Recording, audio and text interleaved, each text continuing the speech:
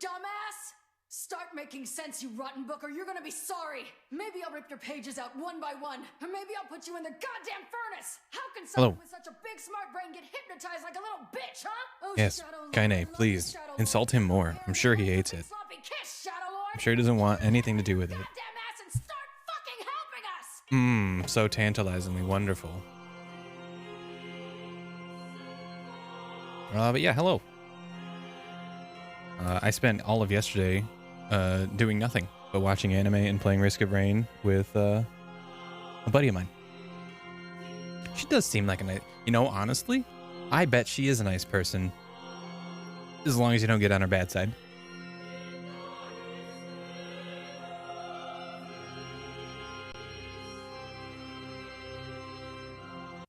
All right. Honestly, I forgot where I was in this. I know I've got to be close to the end. I feel like I'm close to the end. I guess a playthrough of this runs around like 20 hours if you do a little bit of the extra stuff, but not all of it. So I've got to be close. I imagine my first playthrough this is gonna be like 22 hours.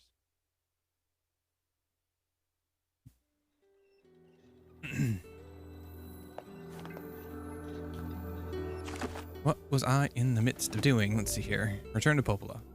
Oh, that's right. That's right, I remember now. We were looking for Red Bag Man. And we found him. But he was unfortunately dead. We had that cool fight on the beached shipwreck. That cool section all together. I did miss a room though.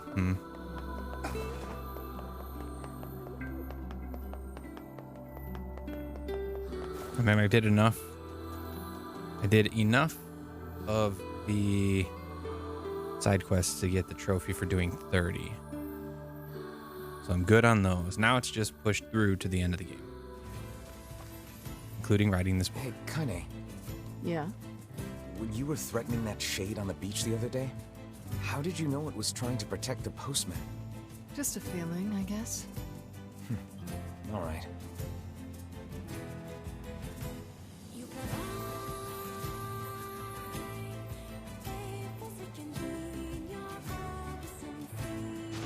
Oops. I meant to press this button.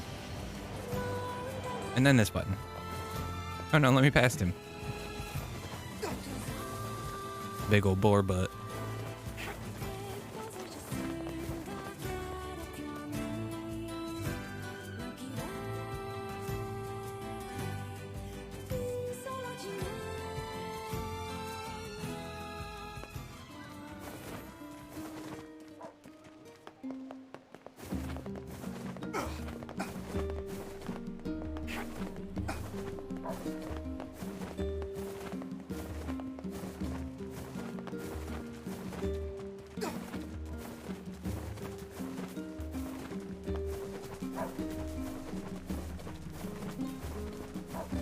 I have one more piece of the key to unlock the door to the Shadow Lord's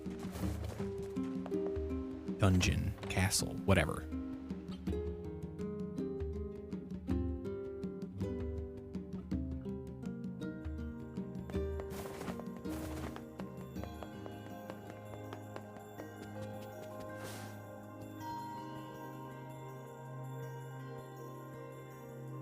Shades on the coast, the ferryman dead. You've had quite the rough trip. Nah, it's been fine. That poor ferryman used to tell me stories of the epic quarrels he had with his wife. He found the whole thing quite amusing. Did he actually? He loved her, though. Oh, yeah. He loved her with all that he was. I'm very sad to hear that he's gone. Still, you made it back safe, and I'm glad for that. Oh, thanks. Makes me feel pretty good, actually. Have you any new information about the key to the Shadow Lord's castle? I'm still working on the decryption, but I'm afraid Daedrian, thanks progress for that. has stalled. I hope you were also doing pretty good. Loyal Cerberus might refer to a dog, but I've never seen anything that would fit the bill. It must be pretty complicated if even you can't decode it. Well, you're our last hope, so please keep trying, okay? I will. By the way, I was walking by your house earlier and I noticed you had some mail. You might want to check it out. Thanks. I'll do that. Oh, one last thing. Yes. Since the ferryman was missing work, I arranged for someone else to handle the job.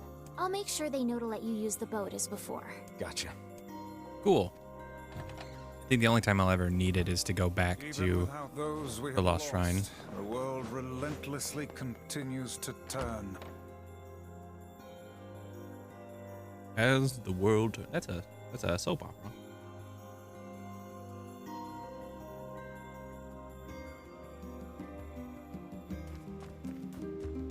Back around like oh god, what was it, like 2003? I think it was 2003. Like summer of 2002. Yeah. Because I lost. It was summer 2003. Either way, 2003, somewhere around there. I lost my job, and my dad had also lost his job, and we were sitting at home. And during the day, we would watch either Young and the Restless or As the World Turns. Did that for like 3 months. It was epic. Official notice. As per rule 25,656, please consider this your official notice that the King of Facade has chosen to enter into the ceremony of matrimony. Oh, hey, look at that. He's getting married. Please lodge all objections and or congratulations through the official channel stated in Rule 38,585. Sincerely, Facade Royal Office of Marriage and other legally binding contracts and concerns. P.S. Hey guys, it's me, the King of Facade. Sorry, this is all formal and stuff. Listen, I'm getting married and I really want you to come. So get over here. The king is getting married. Does this old book good to see a boy become a man? Probably not a good idea to turn down a wedding invitation from a king. No, probably not. Let's go to Facade. Okay. I get to go back. Nice.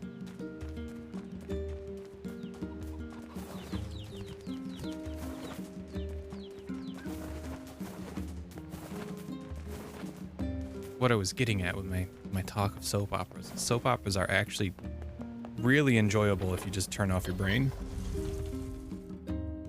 It's like reality TV, but, you know, scripted and slightly better acted.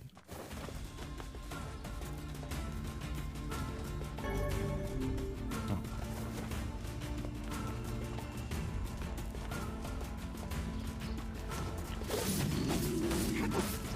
Sorry, Boar, you were in my way.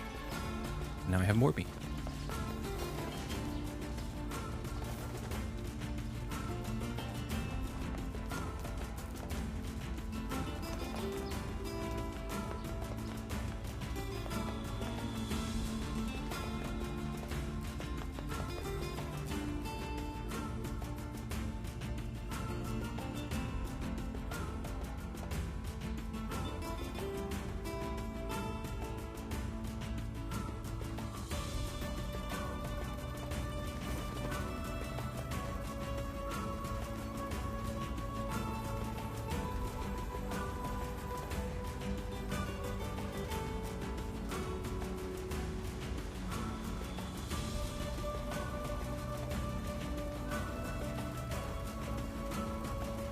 Does it not strike you as curious to find wolves in the desert?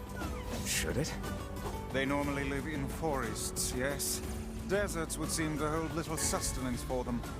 Well, we can certainly guess what they've been eating.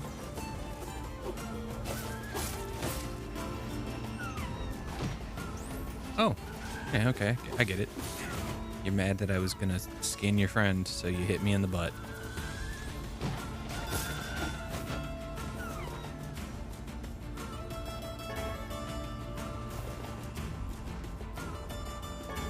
One of my least favorite things about wolves in video games is that they have dying whimpers that are very reminiscent of domestic dogs.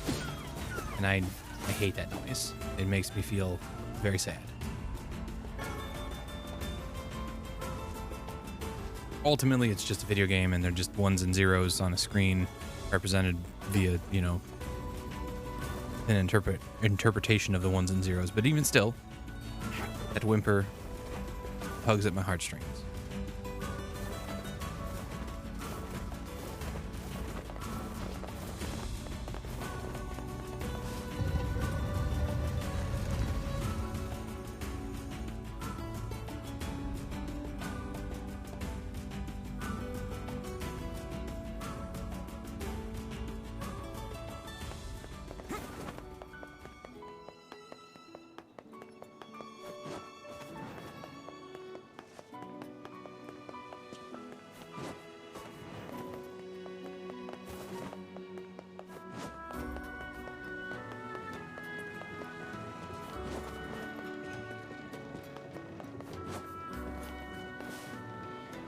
I move faster than he does. I'm not riding that.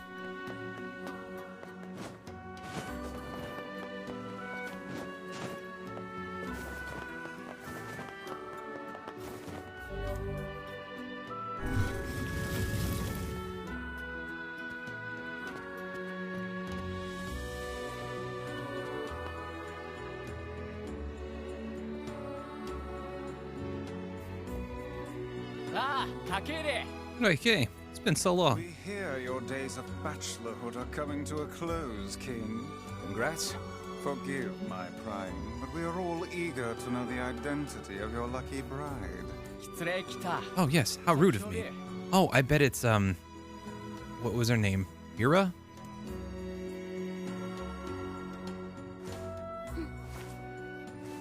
How nice to see you again. It is. Fira? That's right. You have grown into a fine example of womanhood. I'm sure you will make a splendid queen. Kaine's gonna want to see this. Indeed. I'm truly glad to see you all. Did you know that my bride threatened to boycott the ceremony if you did not come? Ah, you must be Emil. Pleased to make your acquaintance, your royalness. Congratulations on your wedding. Thank you. I'm sorry Kaine's not here, but... Let me guess. She's outside, right? What nonsense. She knows she's welcome here. And now I insist that you stay with me tonight as honored guests of the royal family. Of course. How could we refuse? Yeah, nothing bad can come of this. The night before the wedding.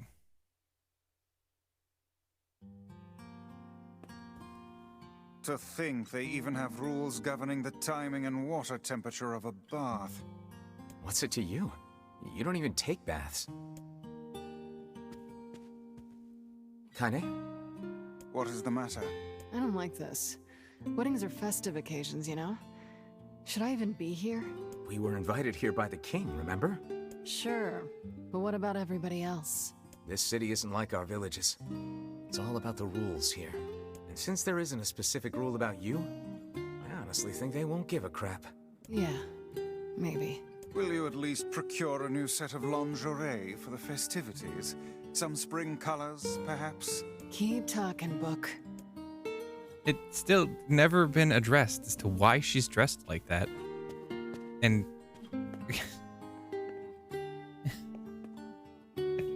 she just is. I can't... What's up? Just having trouble getting to sleep. Something bothering you? No, the opposite, in fact. I'm just so excited about the wedding that I can't settle down. That bodes poorly. I bet it's gonna have streamers and dancing. Hello. Bears on unicycles and everything. Ooh, bears on unicycles. I'm sorta jealous. I wish I was Fira. What? You'll find a nice bride someday, Emil.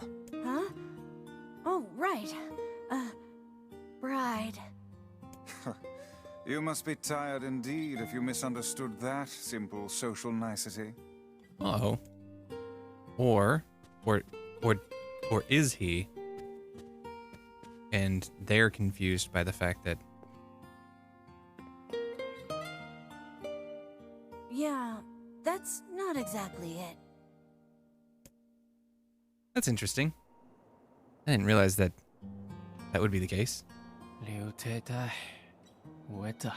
Harvest was weak again this year, and my people are beginning to go hungry.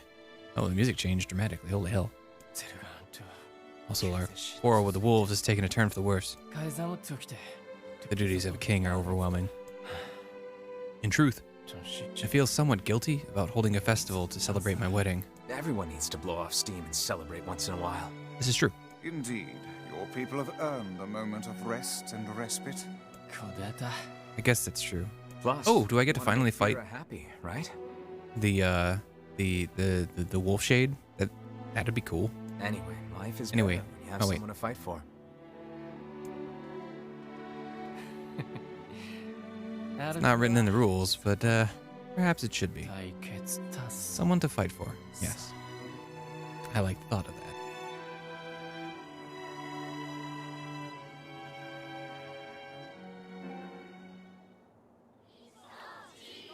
The day of the wedding. Aw, weddings are the best. There's flowers everywhere. Everyone's happy. It's just great. I'm kind of jealous. Aren't you jealous, Kaine? Nah. Oh, come on.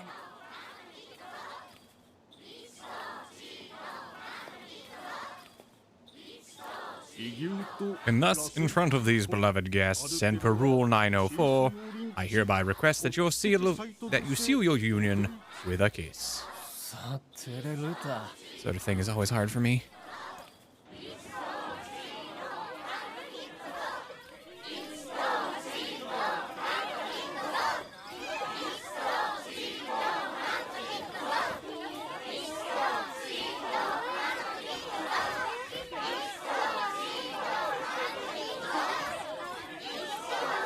Are we gonna see what Fira looks like?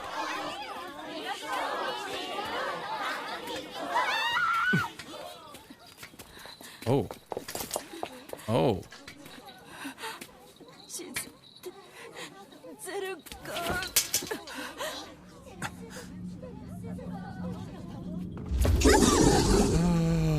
No. No.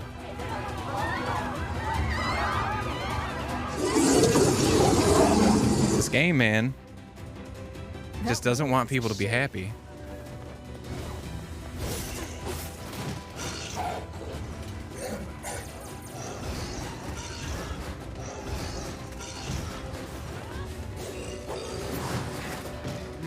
All right, fine. Take out the. Appear to be targeting you.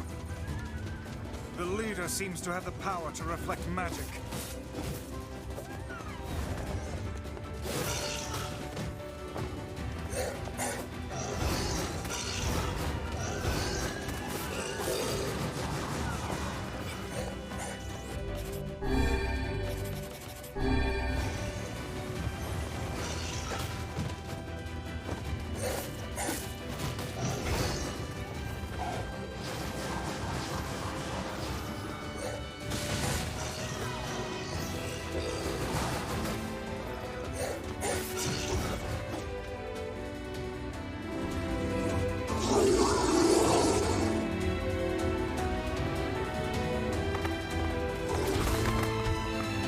Oh, I gotta chase him now?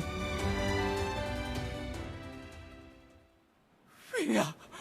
Fia! Oh god. Don't tell me she's dead. Fia, さて、切されきろ、切ってすれ。改ざん草あっち我フィア、答え降りるゆ。たくんだ。またきおよりかちすれてたく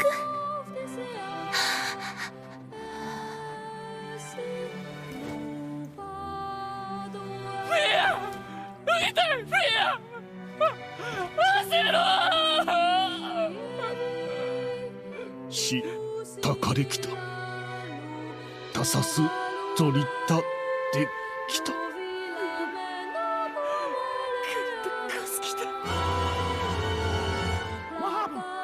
Time for some ASMR. What's up, dudes? Thanks for the continued support, friend. What's up, baby? 改ざん。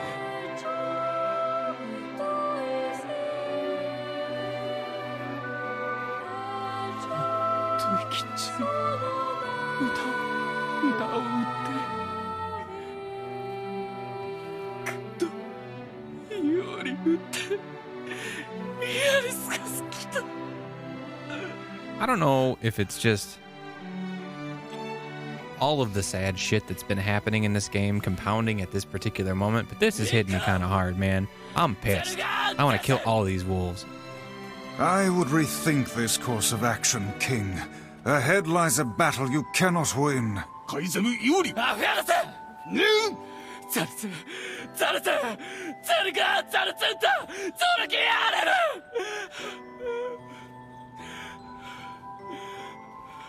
ゾデオラレキタゴ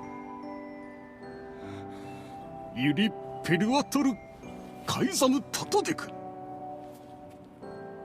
ラクルトデクゼルガアントイカラツグキテテカイザムタリエキューサカイザムラ夫と来てソードリリスダカイ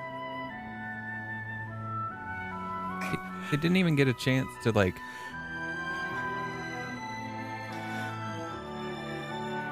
solidify the marriage.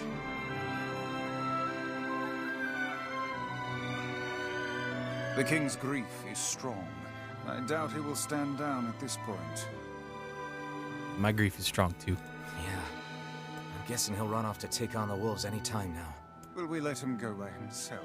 Fuck no. Of course not. Hell, I hate the wolves too. Then we must prepare for the fight. It will not be an easy one. I know. I think it'll be fine. Let's see here. I want... Where's the item shop? Is it the one by the entrance? Yeah, it is. I wonder if I can get... Let me go back there real quick. I want to get some strength capsules or strength drops or something like that. Items that are proving to be the most useful things in this game. Simply because, like, they dramatically improve the amount of damage that I do. And then I will get my revenge on those fucking wolves. God damn, stupid pieces of shit. We're wolves, we live in the desert. Idiots. Okay, you don't have anything here. Sadly. But I can get health salves. So that's good.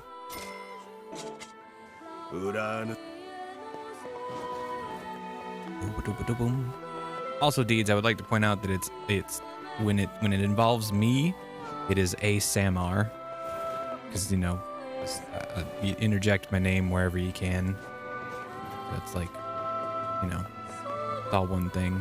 Just the A is like big A, big S, little A, big M, big R, ASMR.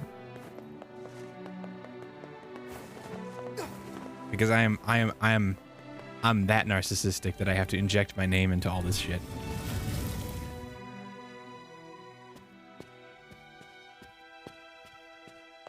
You may or may not be satisfied.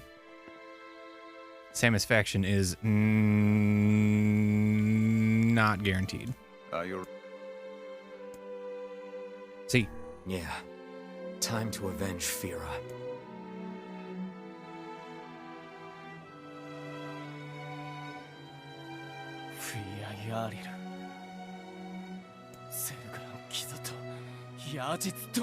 These damnable wolves continue to claim the lives of many people. I will not allow them to suffer anymore. As their king, I must take a stand. And if the rules say I can't, then damn the rules. Madness. The wolves who attacked were only a fraction of the pack. How will you fight them all? I will not be defeated. Count us in. It's too much for me to ask. We're not doing it for you, dumbass. It's for Fira. Yeah, Kaine, you can't speak to a king like that. she can do whatever she wants. If this is indeed the plan, then let us make haste. We can ill afford another tragedy. Thank you, my friends. I owe you much. You can make use of this, please take it. Obtain the one-handed sword, Ancient Overlord. Oh, shit. Where are you going, my liege? Strike the wolves. The city is yours. My liege, that is in violation of multiple rules. Do those rules keep Fira from dying? No, my lord. What did Fira ever do? She was so close to knowing happiness, and then she had it snatched away from her. Yes, my lord. Fira's fault that she was so frail? No, my lord. Get out of my way. I cannot, my lord. You are behaving like a fool. Clearly, you are still young. How dare you?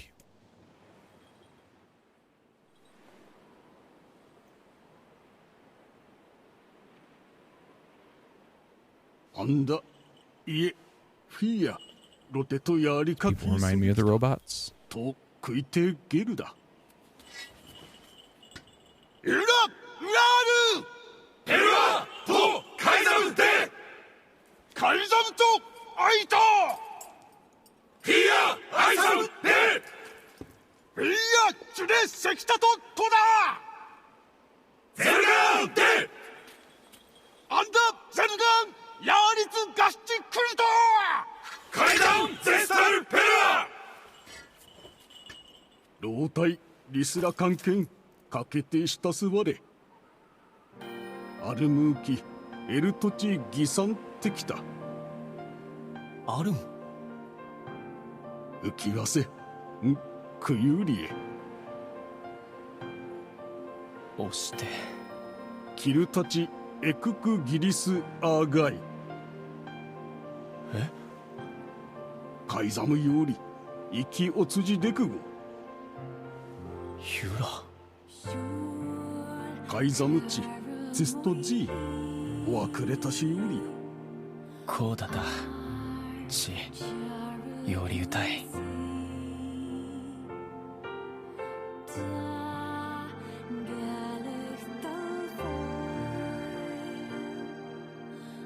Hit me right in the feels, man. ゼルガンタチトグだ This is their den. リー言って Sorry to ask so much of you. It's for Fira. Fira. Yeah, it is. Wait a minute. I know this place. I've been here before. I fought wolves here before. That's the one I want.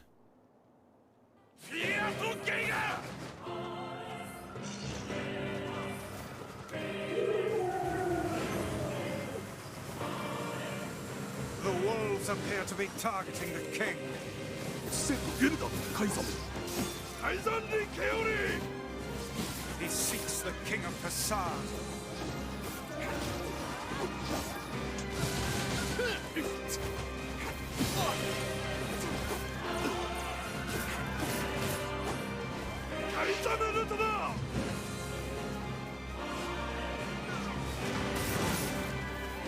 Such dogged, unwavering defiance. Why do these beasts hold so much rage? The smaller wolves are not infected with shades. But as for the leader, If even one shade is here, then I have to kill all of them. ザルツゼルガンストと確保カイザメルトだ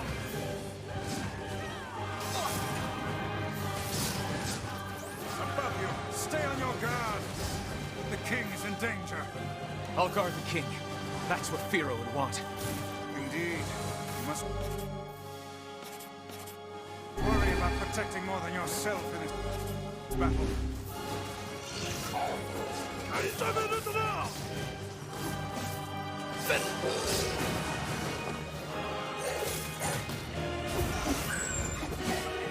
カイザム随時で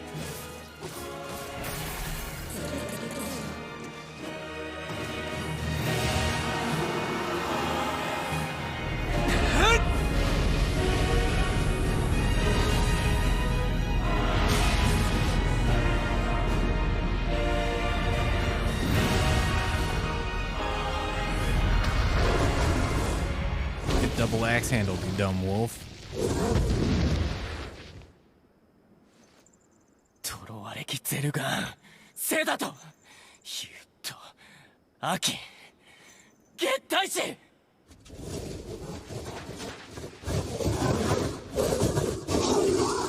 スラエフィアとゲンカ Oh, this is the Cerberus.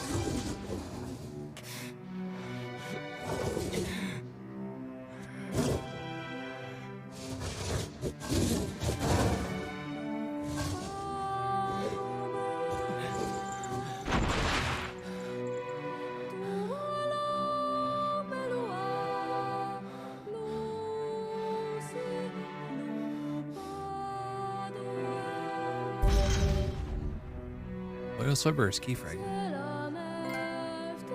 Protector of Facade. It's me.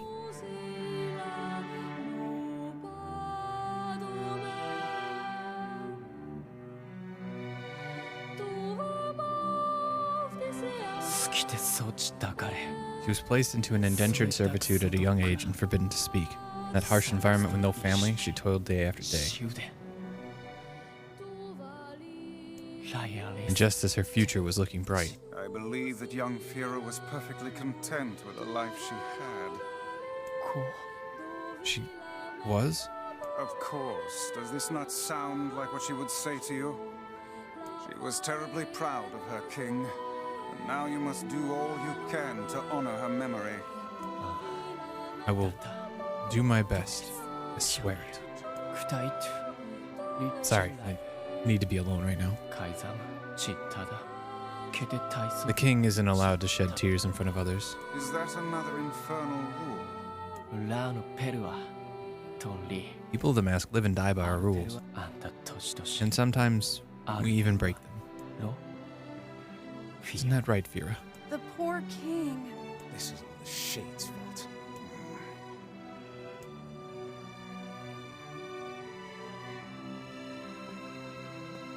Nah, I ain't punking out like that. I'm crying into club. It's fine.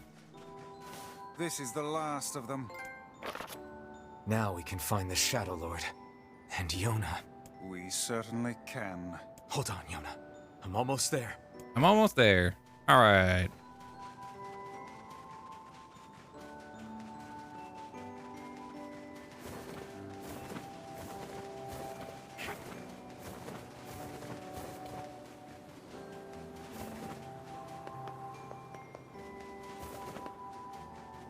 We should return to Popola and see if she has any final words for us. Indeed. And then off to the Lost Shrine. I'm assuming we go to the Lost Shrine. That's where that thing was. And then we head to the Shadow Lord's castle. I mean, I would assume I'm close to the end of the game. I make no promises.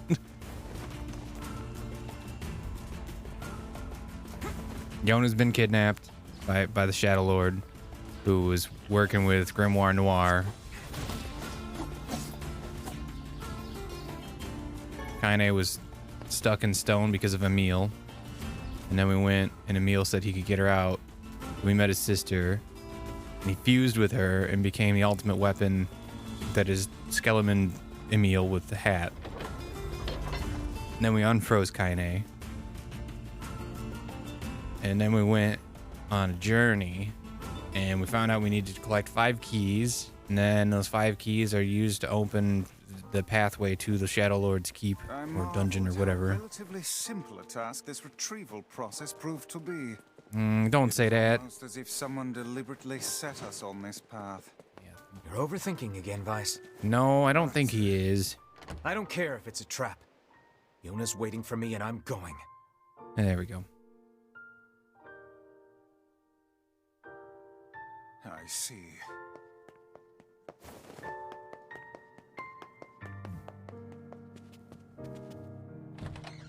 Yeah, after Yona was stolen, it was 5 years. 5-year time jump. What's up, Devila? You're really gonna do it? Yeah, no, I'm not gonna save my sister. The whole village is buzzing, you know. They say you're gonna go rescue Yona. Well, whole village is wrong. I guess it's really happening, huh? Nope. I'll bring her back. I promise. That was a lie. About that. Yeah, there was a time jump. Yes, I remember these two in Automata. Yeah? Nothing. Never mind. Popola just loves to worry. Anyway, you be careful. Yes, do be careful. Thanks. So yeah, I hate to do this because I've done it before and it seems kind of shitty to do this, but like this game shares a lot of similarities to like Ocarina of Time. You go about collecting, you go to all of the biomes that the game offers and do all the dungeons, and you collect all of the sacred verses. And all of the sacred verses, you have them collected, and then you're going to try and remove the black scroll from Yona. And when you get back to the village, it is attacked by shades. A massive one. Then you get into a fight with it. It finds its way into the library, and you manage to contain contain it, but within its blood sprouts forth the Shadow Lord, who, with the Grimoire Noir, steals all of the sacred verses. His Grimoire Noir's objective is to merge with Grimoire Vice, and then the Shadow Lord will rule over the world. As a means to try and contain the bigger shade, Emil turns Kaine into stone. Main character is mortally wounded but lives, and Emil goes off on his own. 5 years pass, and we pick up from there. After the Shadow Lord has stolen Yona. But like, I compare it to OOT in terms of like the basic structure of the game, not in that it's not in that like it's the same thing, but like I'm going through collecting random things. There's the time jump. Unfortunately, I can't go back and forth in time. That's not a thing that can happen, but that's the time jump. And then I go and revisit all of these things years later, and they've changed a bit. And it has a Zelda structure in that, like, I needed to collect the 5 keys, which, you know, is 5 pieces of Triforce, to then go to the final boss and defeat the Dragon Lord and do whatever. There's similarities there. Story-wise, it's very different.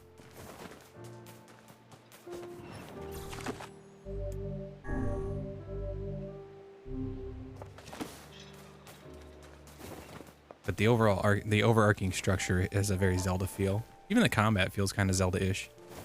I do like that a lot of the dungeons have, like, instead of just being like, hey, here's a new set of puzzles, it's like, here's a completely new, like, way to play this game. Here's a new presentation of story.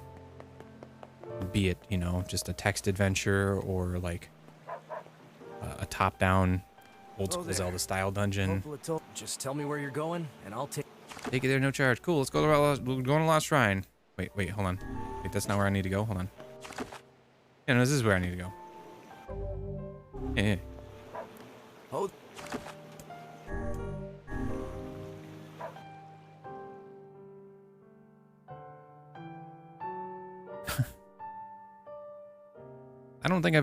I think the only time I've ever had my face cam on while I've been playing a modern game was when I was playing Yakuza last year. Let's all make it back alive, okay? It's a plan. I don't like to obscure gameplay all that much. I try not to obscure anything important, and there really isn't a good place to put my face. So I'm sorry, Deeds. My face is not visible right now. I'll play something retro that doesn't take up nearly as much screen time.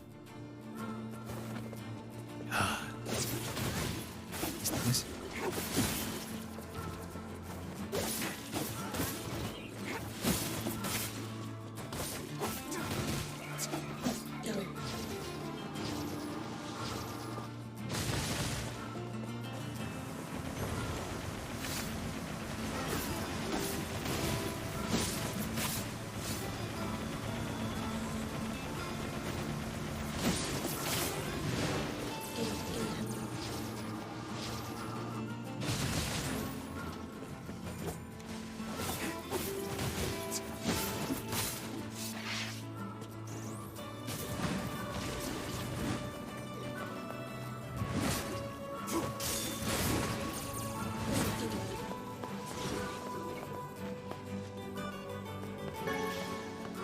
Wait, for why?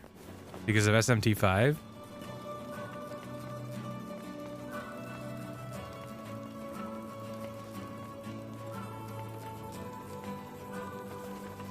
Honestly, I thought it was out already.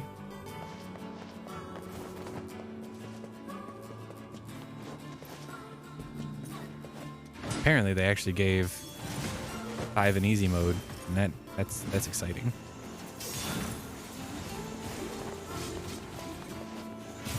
But I think I'm good on not playing it.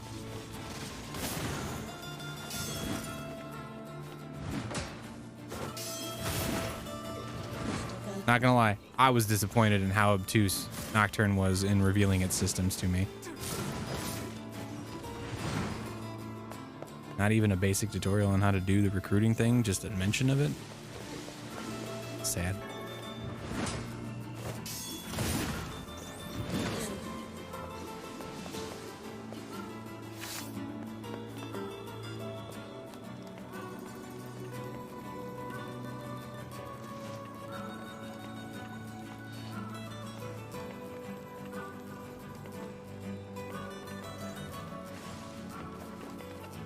Well, that's cool. That makes it the most accessible SMT that there is.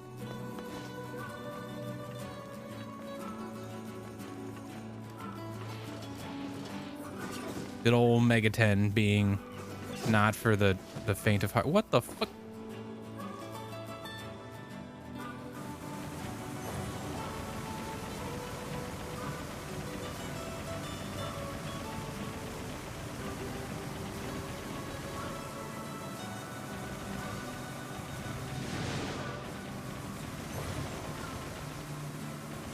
I did get yeeted off that ladder.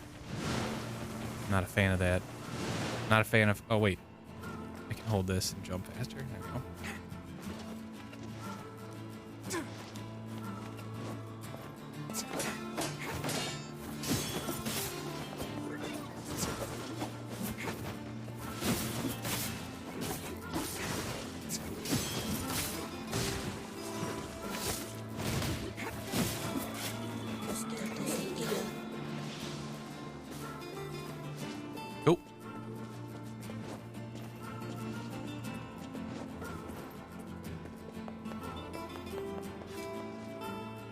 Oh, I gotta do this dungeon a third time? Ugh.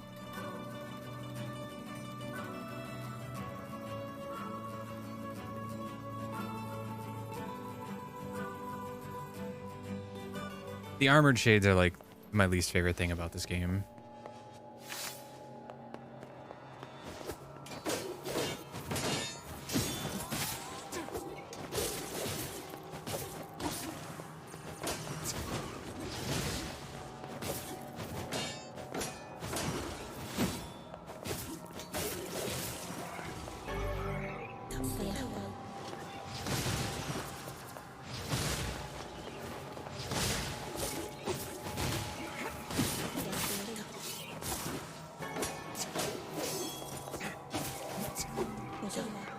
I appear to be stronger than I was the last time I was here, though. Quite a bit. And it feels good.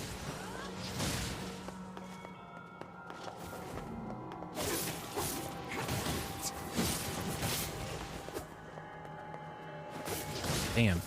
12.5 gigs, that's it? Like, yes, I know that's large for a Switch game, but like, it just goes to show how underpowered the Switch truly is. Like...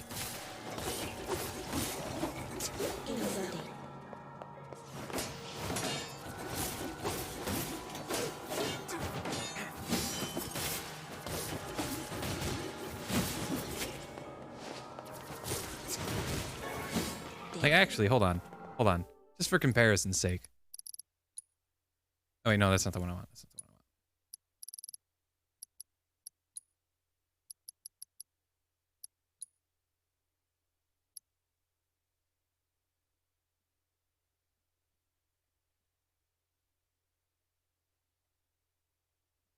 Takes a minute to calculate everything. All right, just for comparison's sake.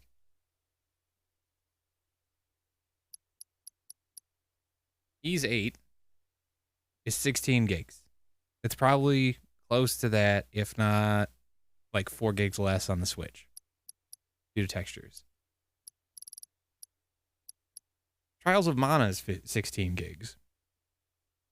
Probably close to that, if not less than that on the Switch. East 9, a game that was not on the Vita or the PlayStation, is 8. That's small. But then you look at these other ones. You got Lost Judgment, that's like 55. Yeah, Xenogears, wait, Xenogears is 1.5 gigs? Wow, that's actually a lot for a game that age. I mean, this game's 27 gigs. But it looks, and I mean, don't hold this against me. I think this game that I am currently playing looks significantly more stunning visually than SMT5. But I understand also this is on a more powerful unit. So I'm not holding it against Mega 10. I would not do that. Even still, that's pretty significant. That's a very big game. I'd be curious to see what Xenoblade Chronicles 2 is on the Switch. Yep, Automata's 40.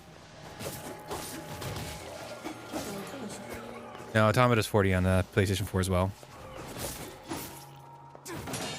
Well, that also goes to show you how big, like truly high definition imagery is.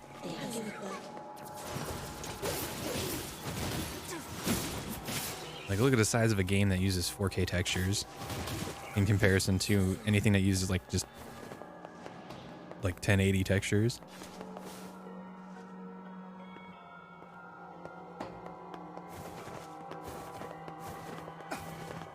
There's a reason something like Forza Horizon 5 is like 100 plus gigs on PC.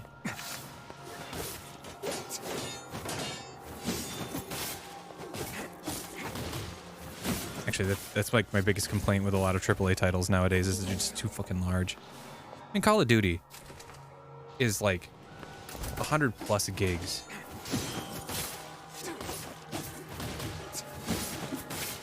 And that's just insane to me. Whereas in comparison, something like Apex Legends, I think that only occupies like 40 gigs on my PC, not even. And it's the same damn thing.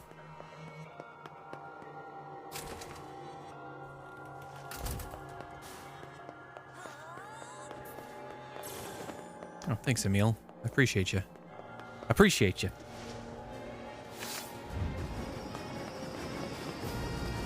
That's not surprising. I imagine that the Nocturne port is probably the same on all the hardware that it's on.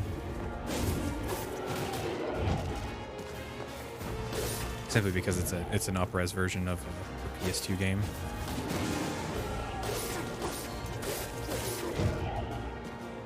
Seriously? Damn it. Wait, did that benefit me? No, it didn't.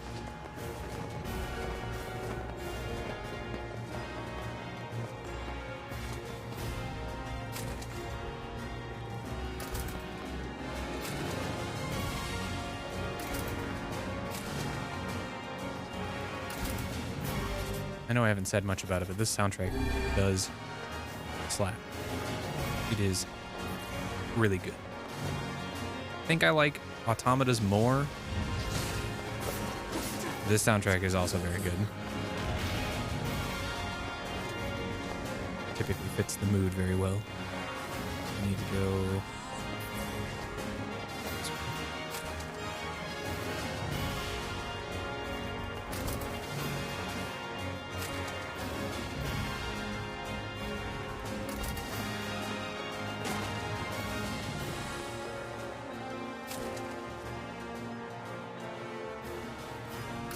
Oh, I imagine.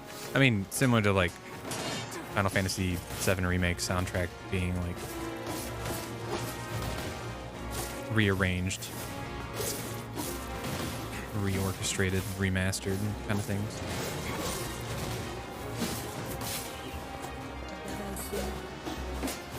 It would be silly to remake a game entirely and then not also slightly remake the soundtrack to go with it.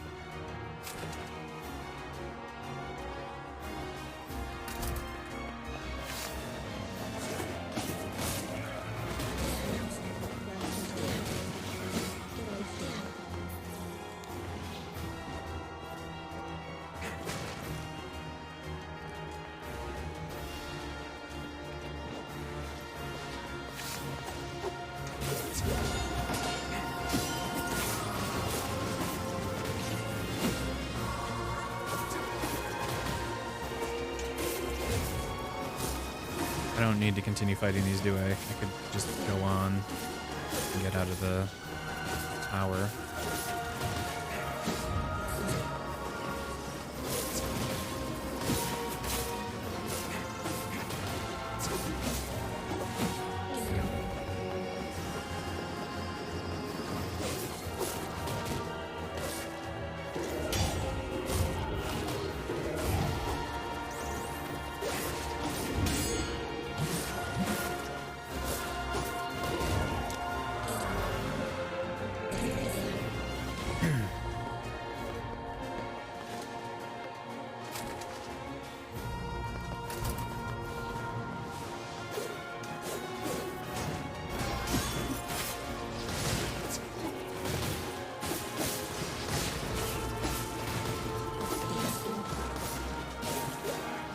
There we go.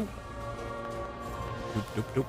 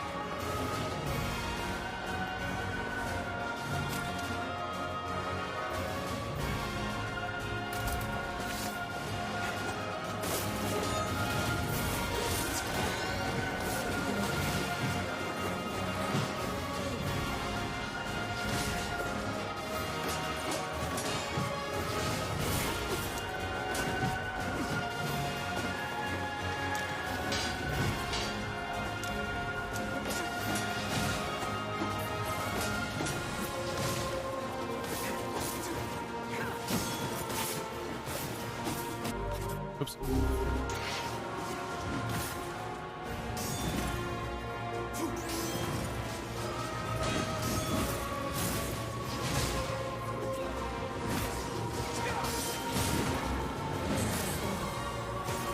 Yes, enjoy that sunlight.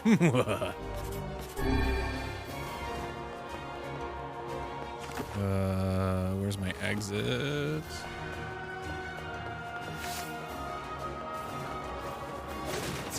Oh yeah, I got a new one-handed sword. Oh, it's cool, but it's slow compared to the katana.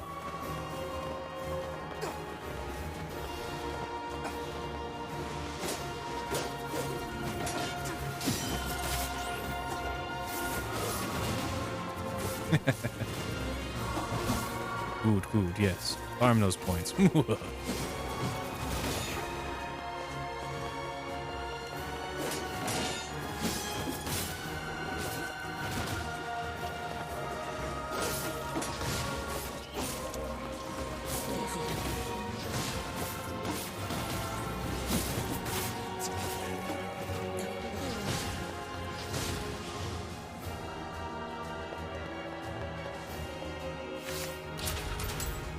Nice.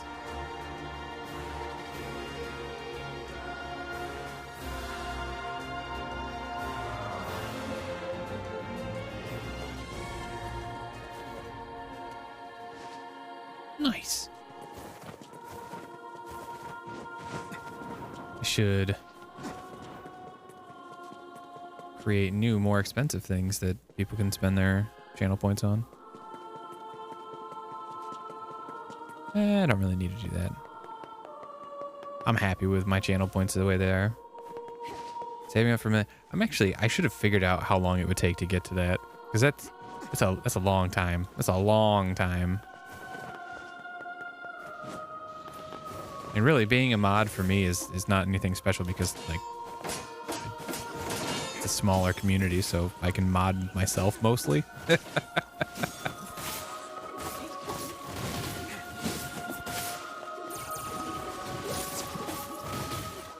That's fair. That's fair. Well, if I had more VIP badges, I'd hit you with one of those. Just because you've been here regularly for a long enough period of time. But unfortunately, I don't have any more to give out.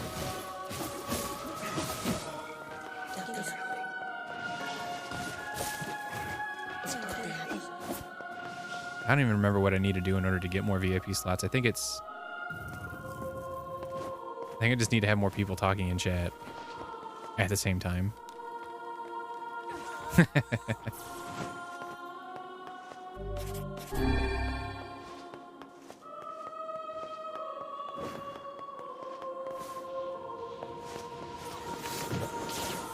But I'm also incredibly okay with people not talking if they're hanging out.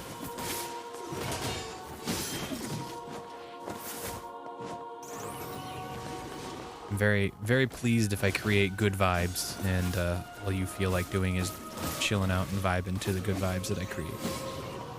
It's the most important thing. Oh, we got Pet Me Man. We got a Pet Me Man. Oh, shit. Let me finish this fight. Alright, Pet Me Man time. Let's see here.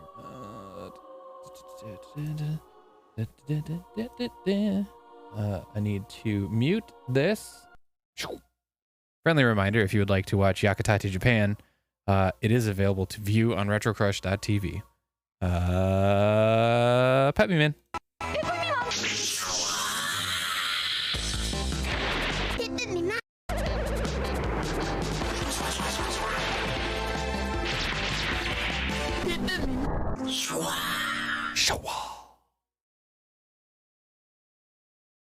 Thanks, Daydream. Points well spent, my opinion.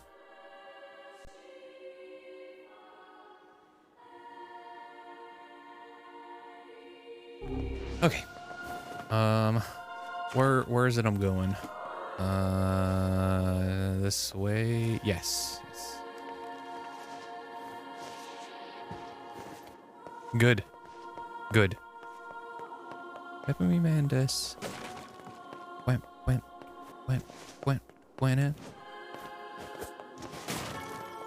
That whole clip from the show is actually quite good. It stems from them cooking. I think they like boil squid in cola. And this little girl starts to drown. And while she is drowning and flailing, there's these two sharks that are circling her. And one of the main characters essentially turns into Pet Me Man and goes off and saves her.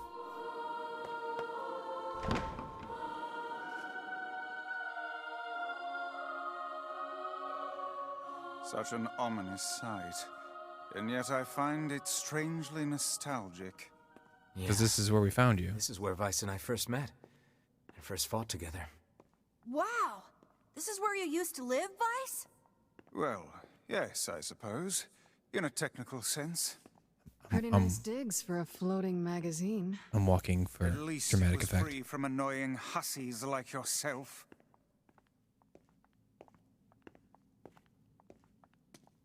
You cannot turn back from this point. Will you continue? Yes. And now the path is open.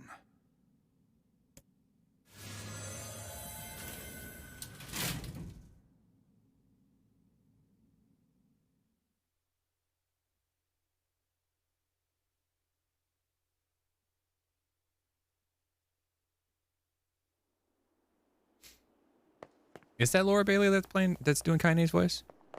That's awesome.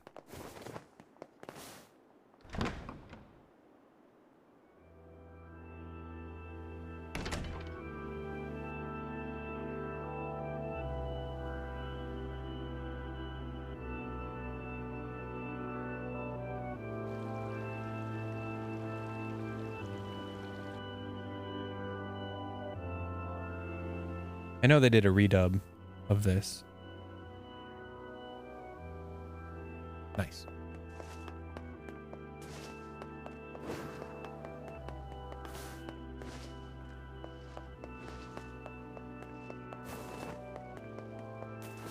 Well, that's good. I'm kind of happy that they kept the original cast, or at least tried to, with as many as they could. Two-handed sword, the Phoenix sword. Well, let's have a look, see what it does. Look at that thing. And it's only moderately heavy. Yeah, it does move faster than the Gutsu sword. All right. Sick.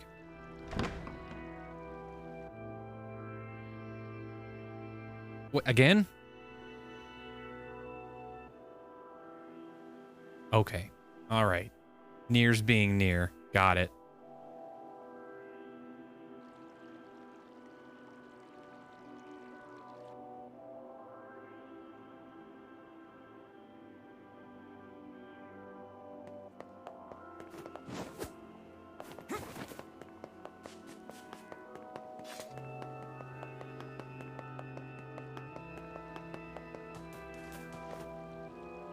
To whom does the true voice speak? To whom does the true form show itself? You must answer. It can talk! I ask, why did humans disappear from the world? The hell is this? I believe this is some manner of password. password? Yes. The correct answer should grant us access to the castle. I feel confident I have heard this somewhere before. To who I ask, why did you must... Well, let's do this one. I answer, because of a black disease. I ask, how can humans extend their lives? I answer, by separating body from soul. I have no idea if this is correct. I'm just kind of guessing. I ask, what is the destination of soul? They are in the promised land bursting with light. They are placed in the corresponding shells. Oh boy. Here, this one. I answer, they are in the promised land, bursting with light. Damn, I failed. Blast. I appear to have made an error. I would imagine it was that last one. Try it again.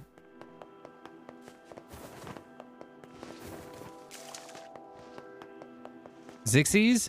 I'm choosing ending Zixies? I mean, sure, that works. To whom I ask, why did you must... Because of black disease. How can... Separating body from soul. I mean, this is that existential near shit that exists by be placed in their corresponding shells. There you are acknowledged as master. Boom. You may enter. Well then, it seems the way is open.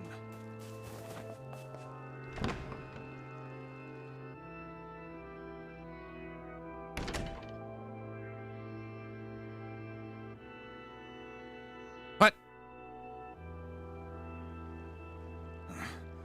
It's the twins from your village. Popla? Devila? What are you doing here? Hey, any chance you'll just go back to the village?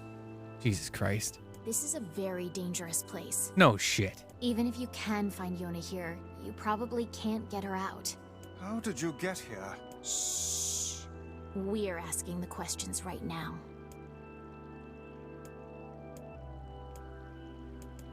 We're here to rescue Yona. We're here to rescue Yona. No dice, huh? Well, I guess we don't have a choice then. No, I suppose not. How sad.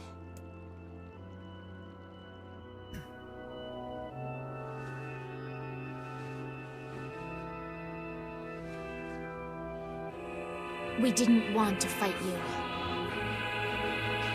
We really didn't want to. This is a twist I didn't see coming. Necessarily. Devila, what's happening? Sorry, but this fate was predetermined. Still, we spoke to truth. We really wanted to avoid this if possible. We were hoping to put it off for 100 years or so, until the next generation came along. What are you talking about? Are they shades? I don't think so. It's a lie. I don't believe it.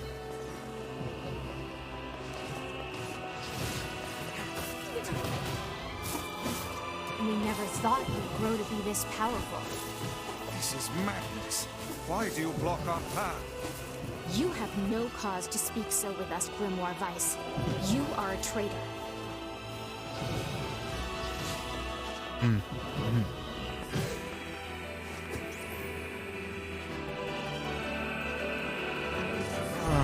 What now? I guess they're gonna steal his magic ability and still have to rely on my swords. That's a noise.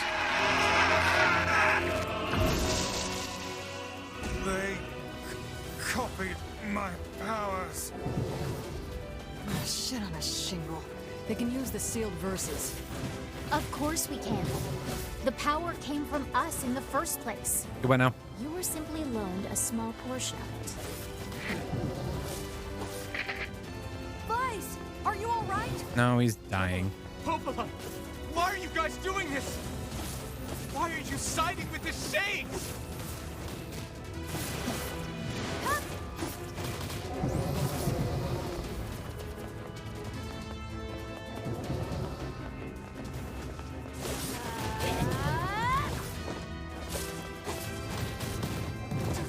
Ah, yes. Shit on a shingle. Something that I personally have no interest in ever eating. But you know what? I get it. Chipped beef on some white bread with some sauce? Hell yeah. Seems alright.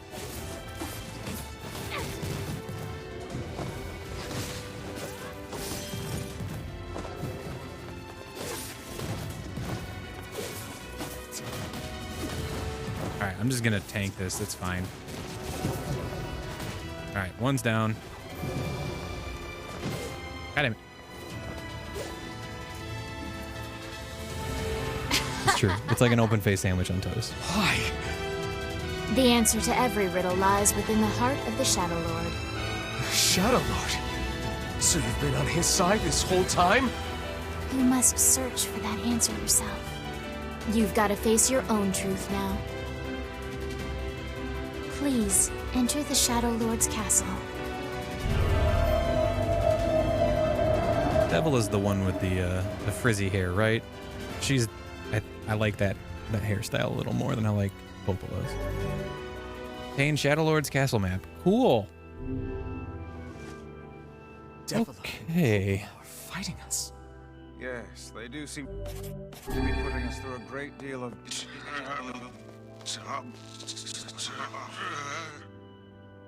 You doing all right there, buddy? How odd. For long years, my mind and tongue have been my greatest assets. But now the latter seems to be... Well... Weiss? Do not look at me like that. I am Grimoire Weiss. I am perfectly...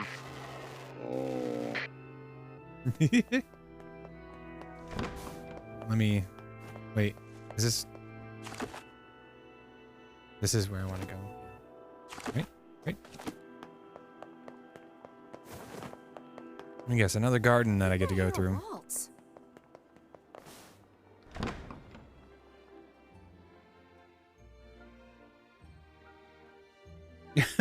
Microsoft Vice. Yes, excellent. Boom.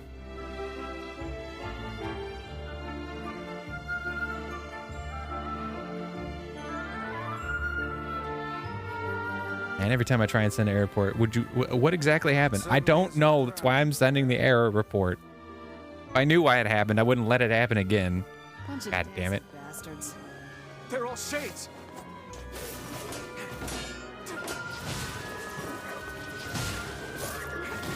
I think we're locked in. It's not like I was planning to leave. Yeah, it's a bit late for that.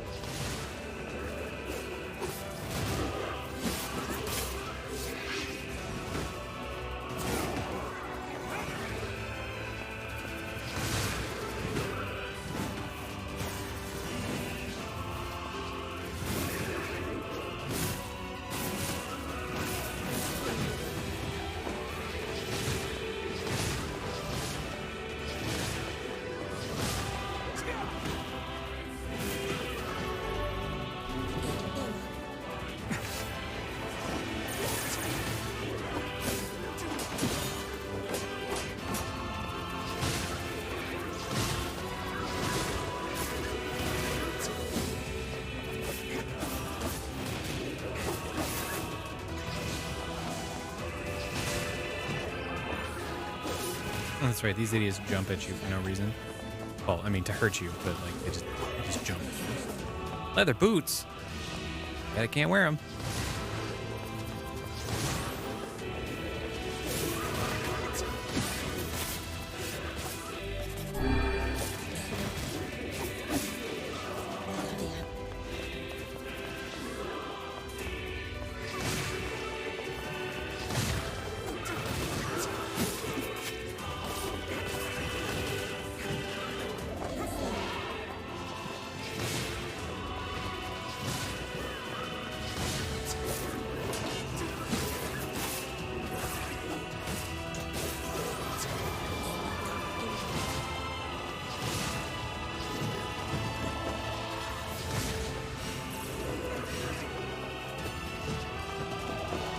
Really.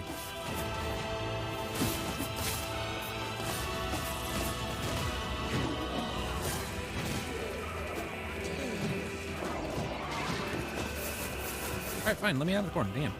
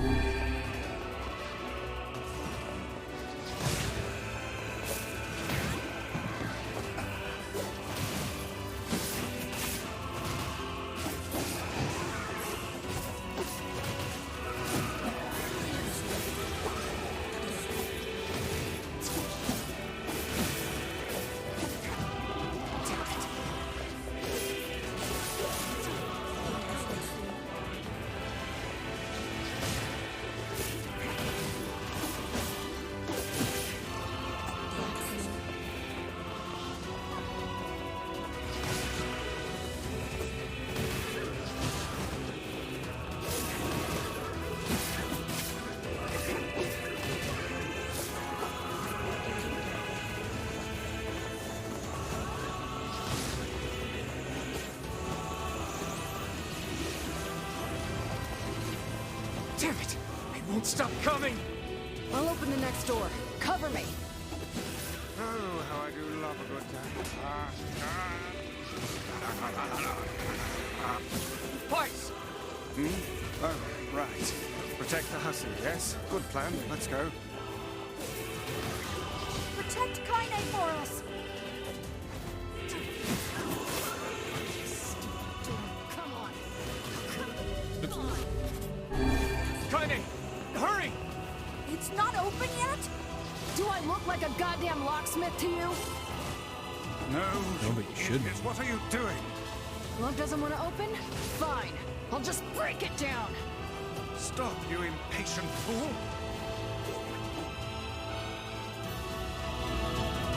Goddamn no good bullshit bastard! Open the fuck up already! Ugh! Got it. Kaine, look out!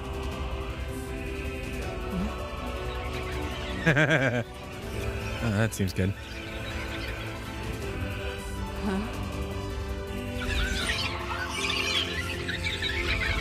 They're like the little robot things. Are they laughing? These things are freaking me out!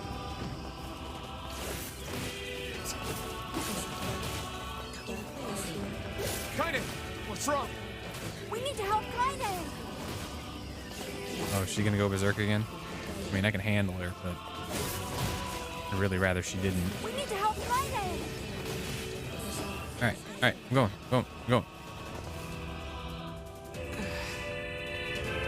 You okay? Yeah, but we got problems.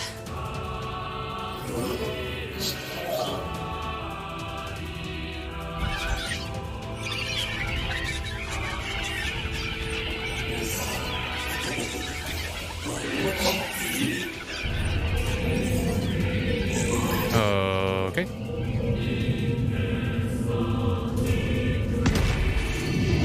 Of course. Why wouldn't it be a boar? We don't need forgiveness, asshole. Kaine?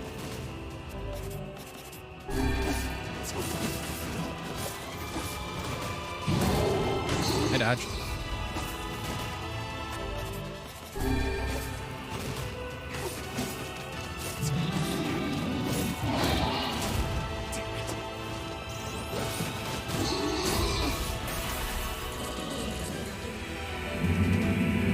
Damn shit! Oh dear. Another one? Oh, and it's armored. Of course it is. Why wouldn't it be?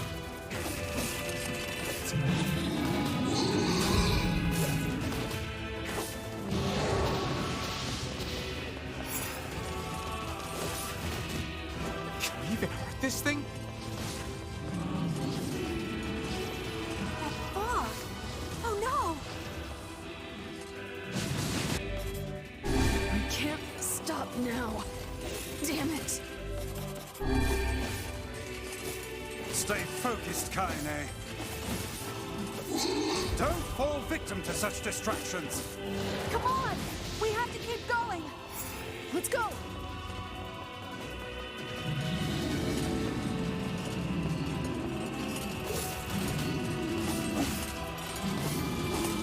This way! Move!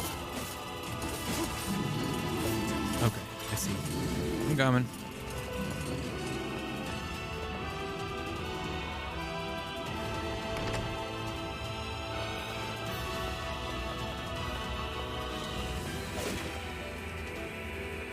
New weapon? Ooh, a dragoon lance. Oh, that sounds sexy. And it kind of is. The sunrise is still more powerful.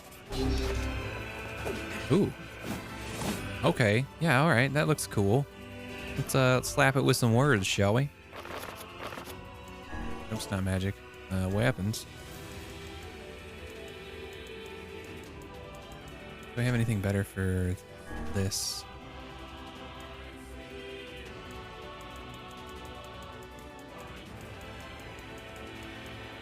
Nope. How about this?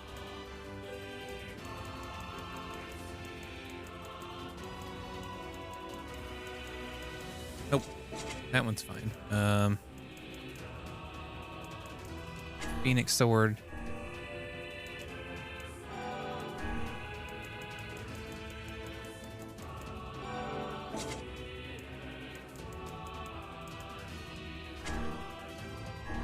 Just hit it with the same shit.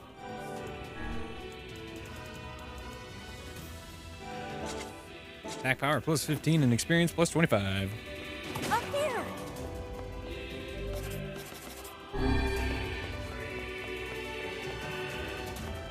I can't move the camera in.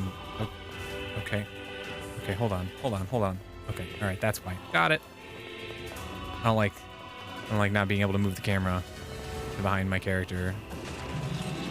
Oh, of course. The idiot's following us. Why wouldn't it be?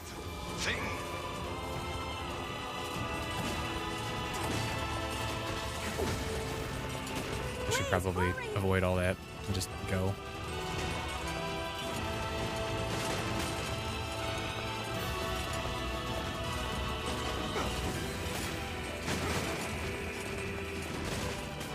And I'm dead. Shit. That's fine. I expected that.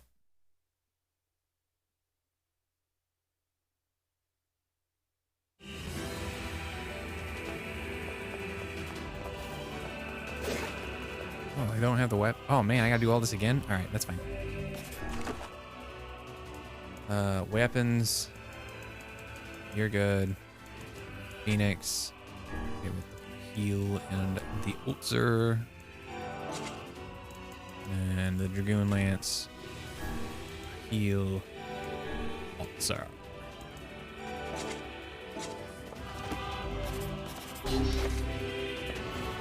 Up here!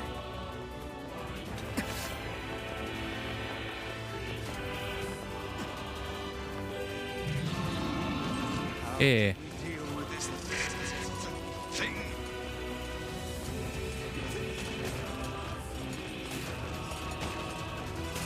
Please, hurry! I'm working on it.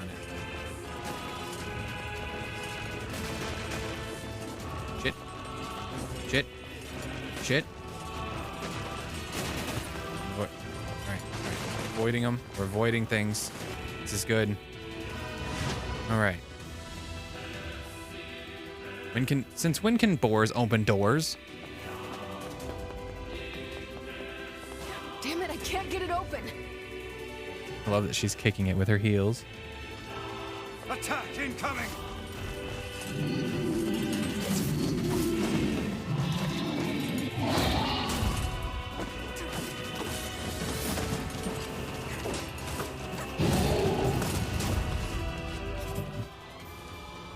The entrance is locked too! It seems we are in a bit of a predicament.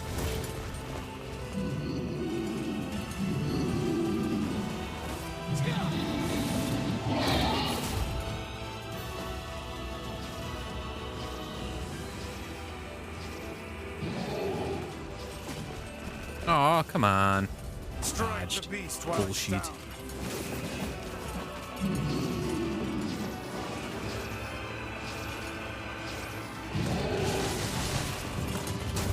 Hit the thing while it's down.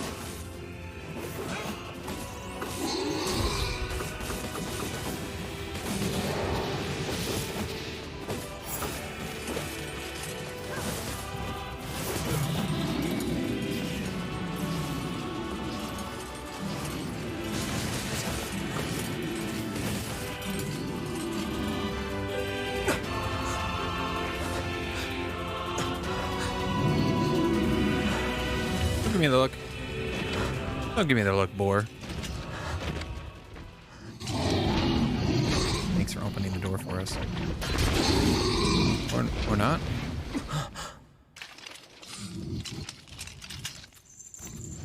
Oh, Men of the Mask. Cool. How'd they get here?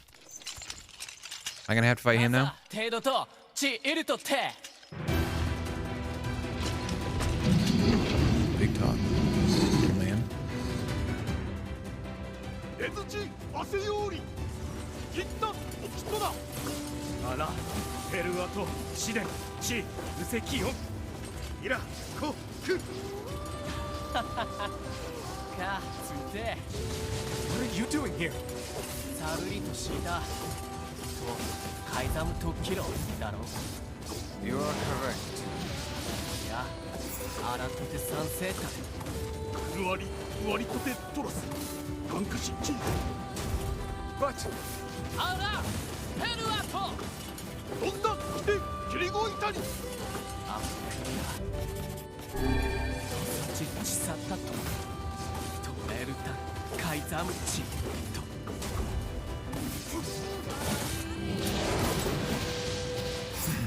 That's it! Get up! えタッカー奇跡をあ hey, stop! Let me go! Stop it! Damn it! King, no! ギ後でアリクラーサアゴ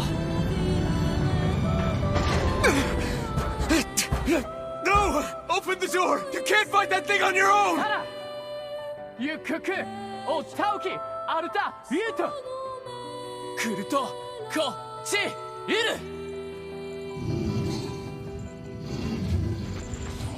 カテケタルイトエチケロアルテリアだせギウジ各石騎士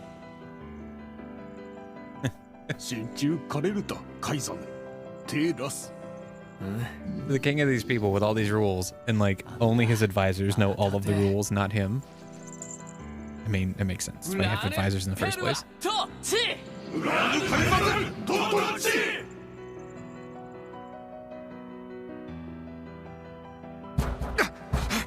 Open the damn door!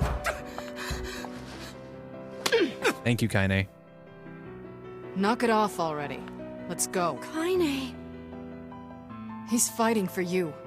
And for Fira. Don't let him die for nothing. Yes. My friend.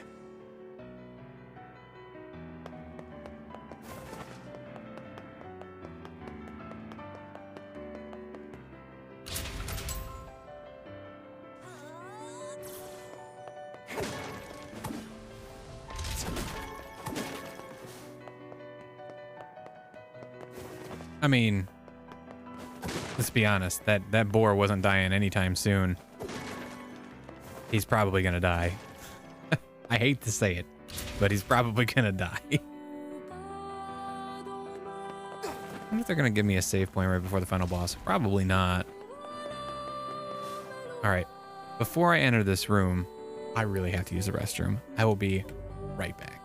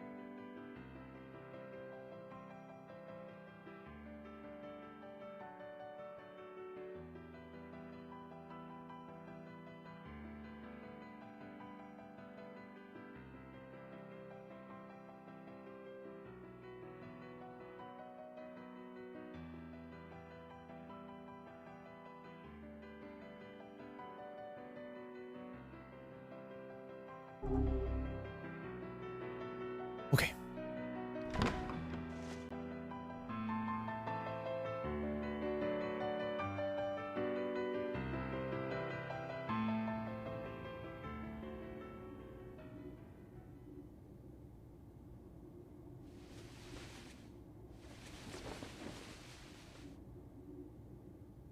Meet again.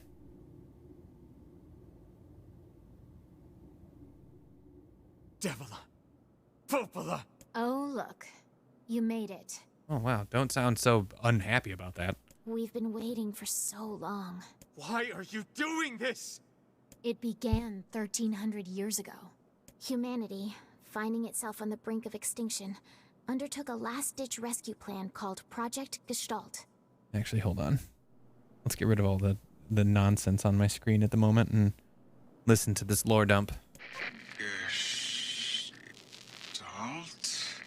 Do you still not remember, Grimoire Weiss? Then let's give you a refresher. Oh, but I want to read all that. Damn it.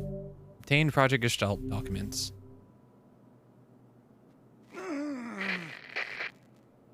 Weiss! My mind. I remember. Devila. Popola. You are not human. In fact. Oh no. Yeah, sometimes the truth can be a real bitch. You want to finish that thought for him, sister? All of us. Every person standing in this room are mere shells created by the true humans. What are you saying? You still don't get it? You aren't human. So then humans, I mean, the true humans, are extinct? No. They still live on. You know them as shades. Each shade is a twisted remnant of what was once a human being. Called it. Crazy, huh? Now let's skip the part where you stand there with your mouths agape and just get down to business. Wait. Sorry, but we're gonna be needing that shell of yours. The rightful owner has been waiting for a very long time. Please don't be angry with us. We are only doing our duty. Our endless existences have a single purpose: to control the lives of others in accordance with the will of the true humans. You have your own motives, your own desires. And we have ours. I fear it really is just that simple. Don't speak such foolishness. Sorry.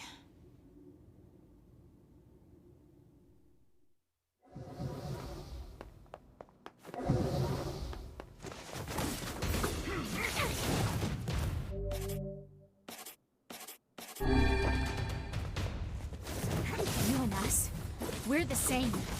Tools in the hands of a master. No. I'm nothing like you.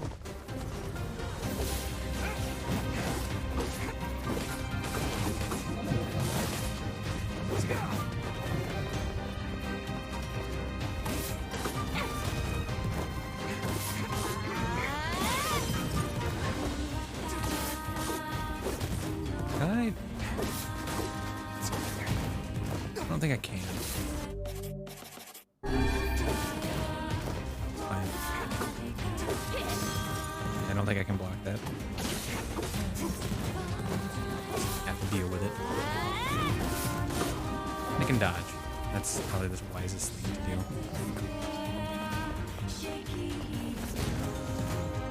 Don't dodge directly into the shark.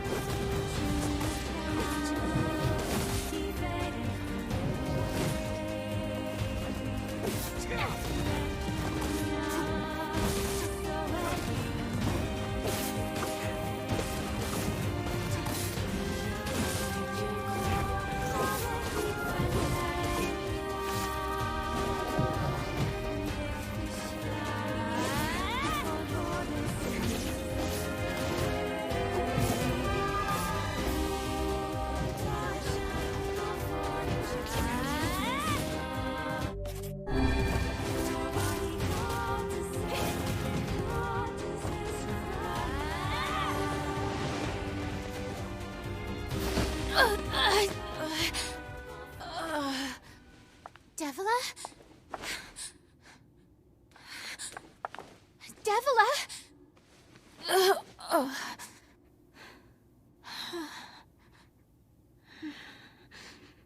Devila is the one with the frizzier hair, 'cause she's the wild one. Popola, are you crying? No! Don't die! You know, Popola, I understand now why we're twins. It's because we were born without souls.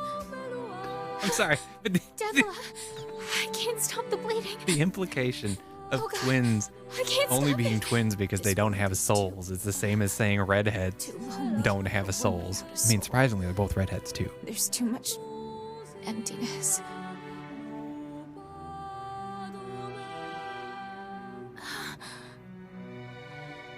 Our souls are missing. And yet somehow our tears still work. It's kind of weird. Sorry, sis. I love you. Devila! Devila! Don't you go! No, I can't be alone! Devila!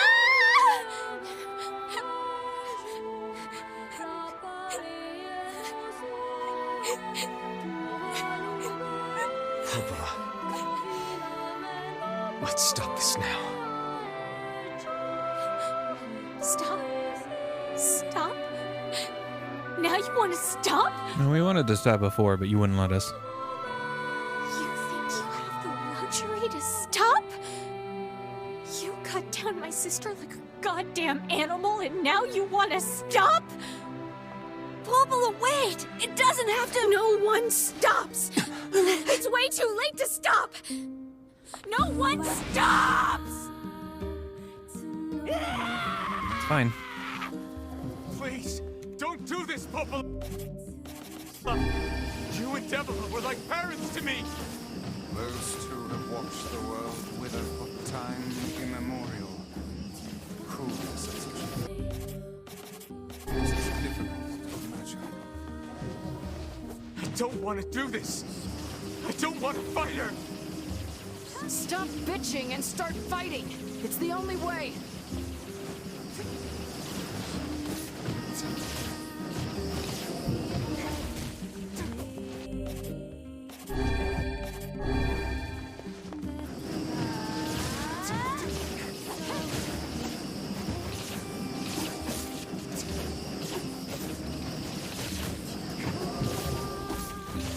Gotta tank the damage.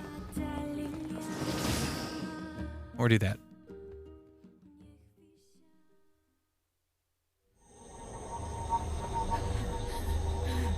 No stopping. No stopping ever!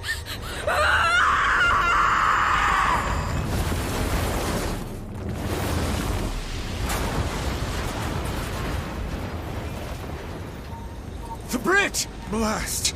We're trapped. I've got an idea.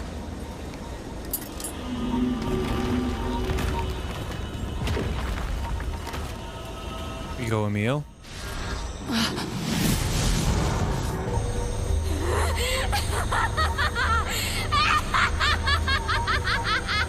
I fear we're done for. It'll be all right. Don't do it, Emil. You know, when I was young, I hated my eyes. And now that I'm older, I hate what my body has become. But there's something else there now. Something like pride, you know? I mean, without all this, I couldn't have become your friend. Goodbye, my friends. Thank you for everything. Emil! No, Emil, don't. Don't do this. No, no, no, no, no, no. All I could do was destroy. But now, I have a chance to save something. No! Now get going, okay? Emil! Don't worry about me. I'm gonna be fine.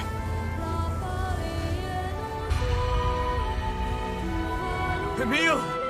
Emil! Emil! You jackass, get back here! Emil!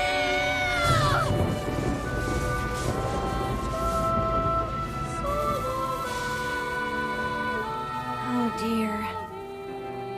Kaine's so unstable, and Vice can't stop arguing with people. I hope they can hold it together once I'm gone. Well, I guess they'll just have to learn.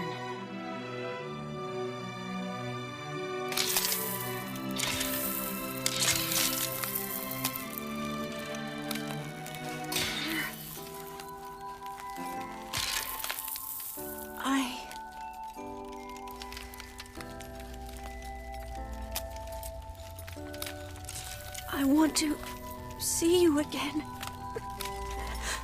I want to see all of you again. Just one more time.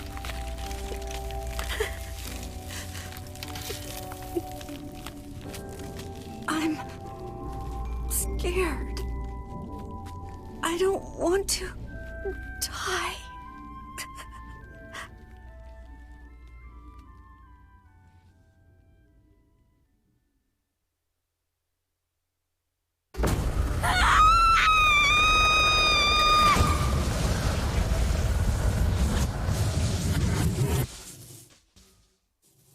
Oh. Okay.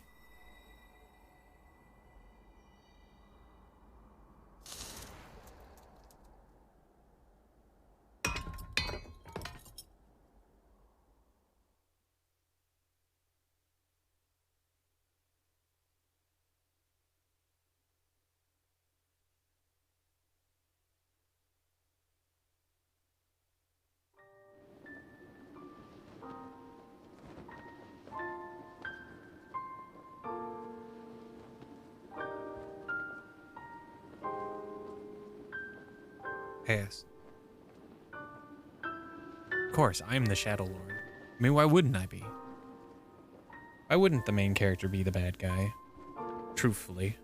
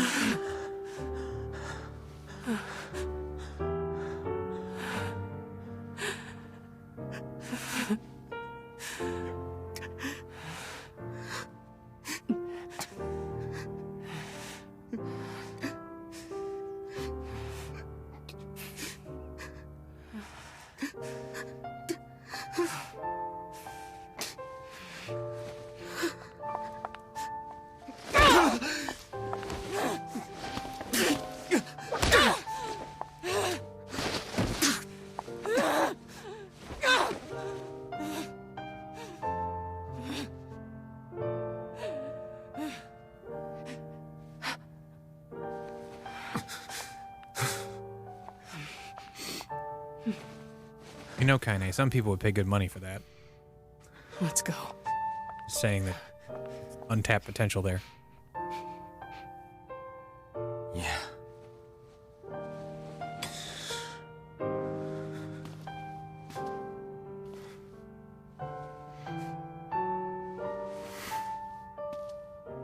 Man, I'm not ready to be hit with all the sad that this is going to present to me.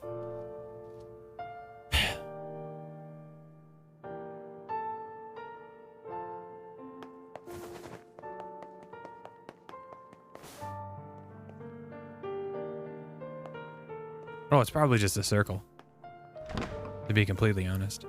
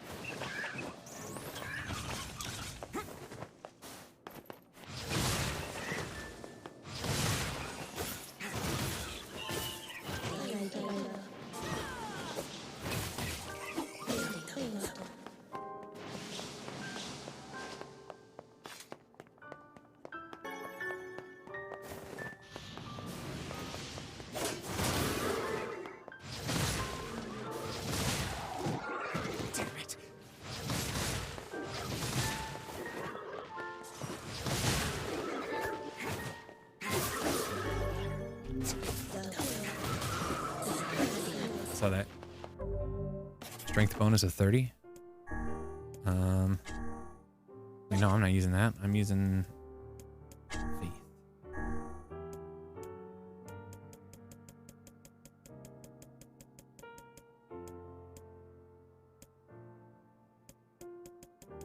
Oh, I could have swear there was a strength bonus of 30.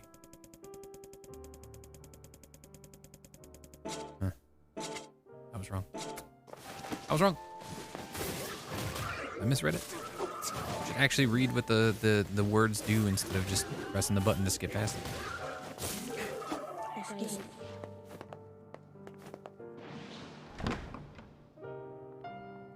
More enemies.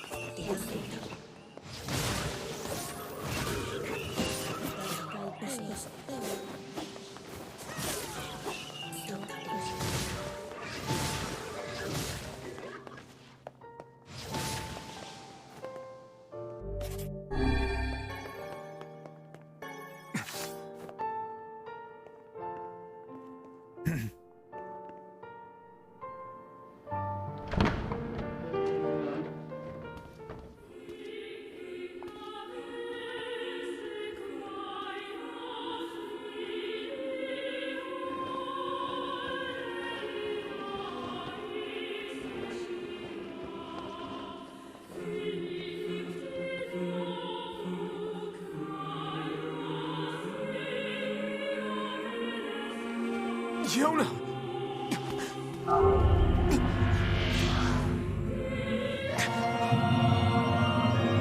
Shadow Lord time.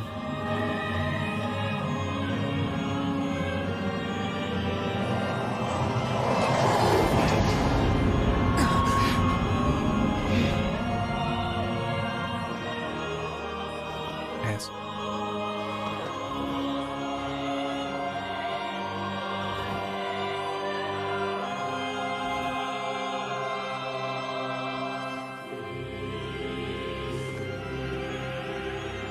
And he's going to say nothing to us because the shades cannot communicate with the peoples. This ends here. Strike hard. Hold nothing back.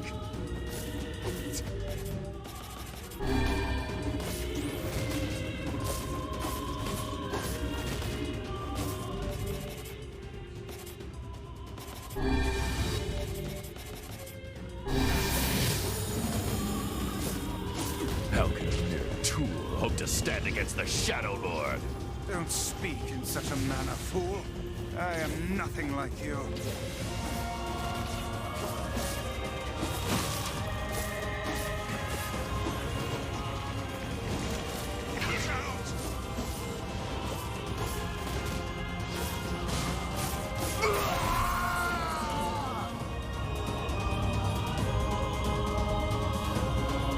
Be careful! I know! I was expecting more stiff than that.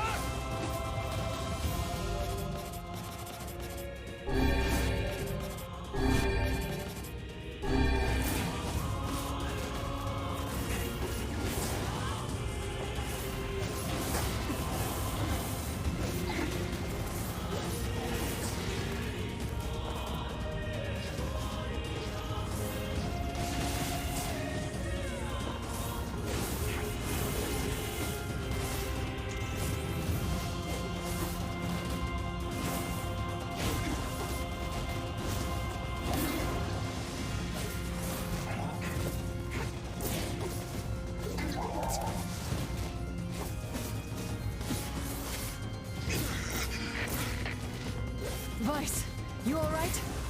Naturally, I am as fit as a flint.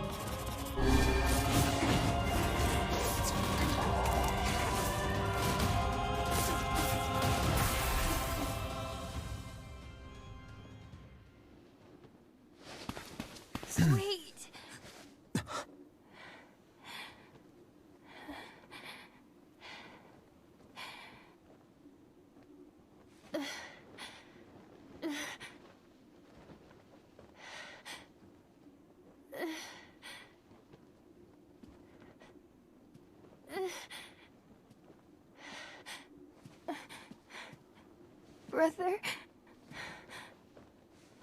Yoda.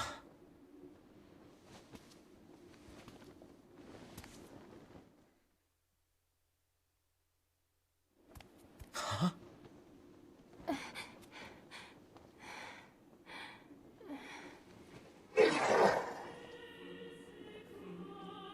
Please, just stop.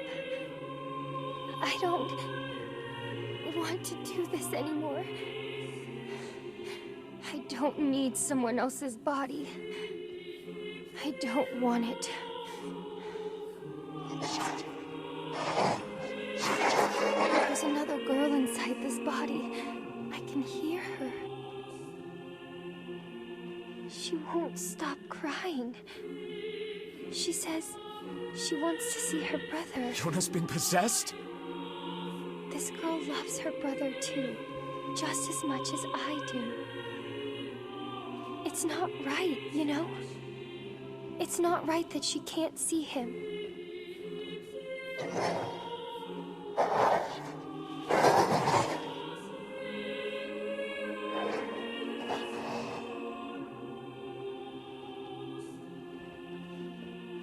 The Shadow Lord and this girl are the two from the very beginning of the game. That's my guess. It's you, isn't it? And the black scrawl is the body being taken over. Yes, it's me. By the shade human presence. Let's go home.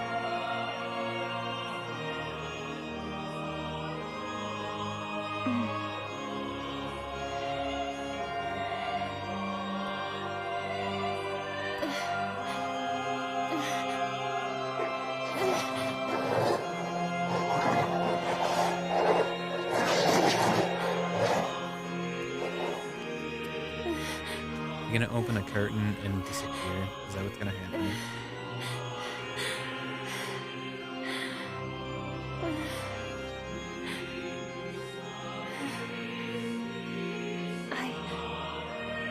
I'm really sorry. I don't know what to. I'm so very sorry. No matter what. Just know that I love you.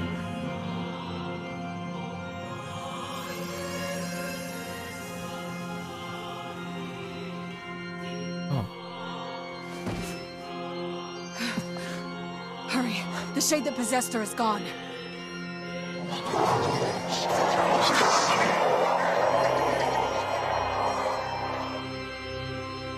Uh-oh. He's super pissed now. Kaine, watch over Yoda for me. You want me to understand your sadness? Think I'm gonna sympathize with you? I swore to protect my sister and my friends. If someone puts them in danger, they must stand aside or be cut down. Now come on, let's finish this.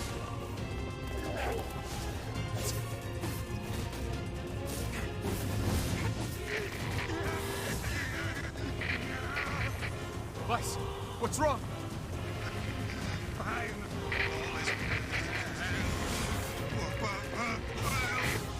You're freaking me out here, Vice. What are you doing?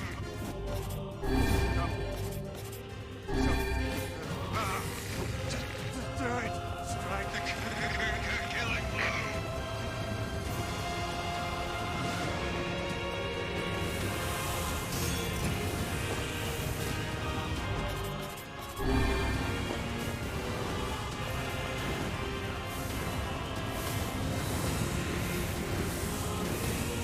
Oh no. What?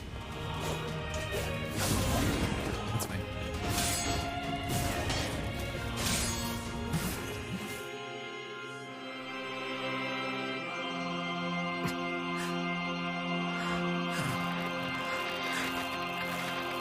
Is Vice gonna betray me? No, but he's gonna fall. No bother. One moment, please. You okay? Fine, just fine. All right, no, I'm not. Vice, It seems some headstrong idiot has decided to push me beyond my limits.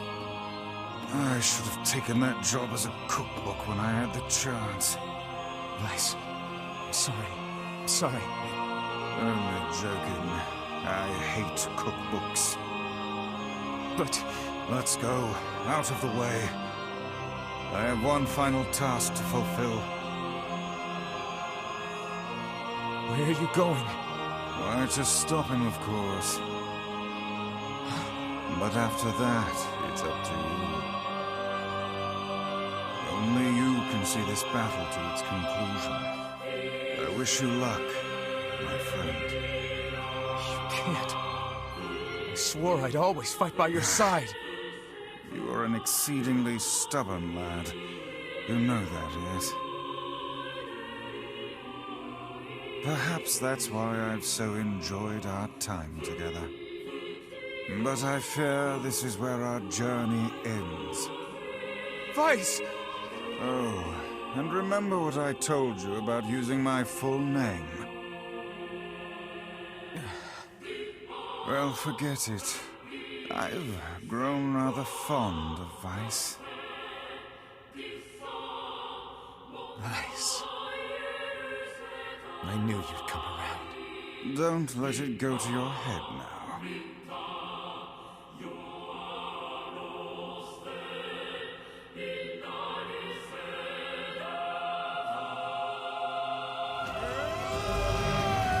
Grimoire Vice has lost all of his power.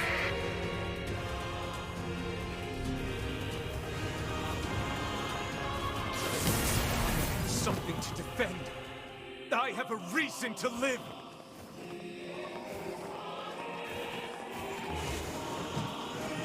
Shadow.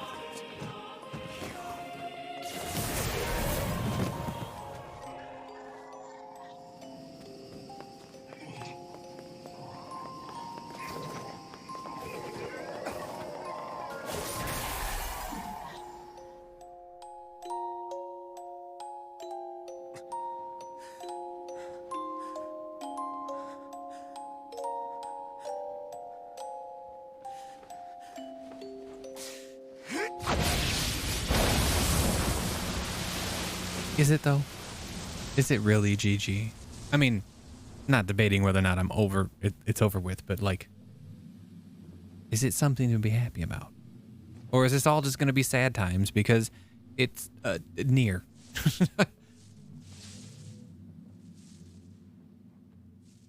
And Yoko Taro seems very very against happiness. Well, no, that's not true. He just seems like he's going through some shit. Is Iona all right?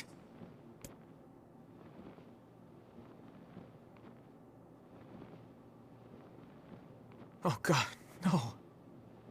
Oh, please, the girl is fine.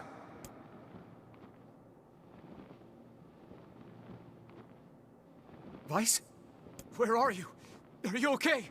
I am as well as can be, considering I have lost my physical form. Doubtless my voice will be the next to go, so listen closely. Your sister is safe. Do not mourn her, and do not give up hope. Instead, you must call her back to you. How? Use your memories. Recall the times you spent with her. Present her with proof that the two of you live still, and that your lives have meaning. I don't know. Typical. But take heart. I know you can do it.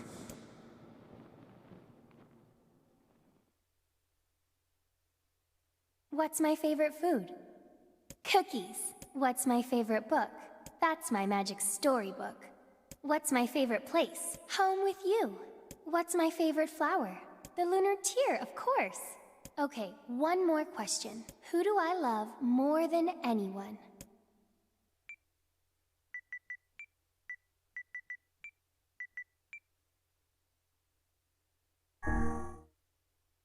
Me.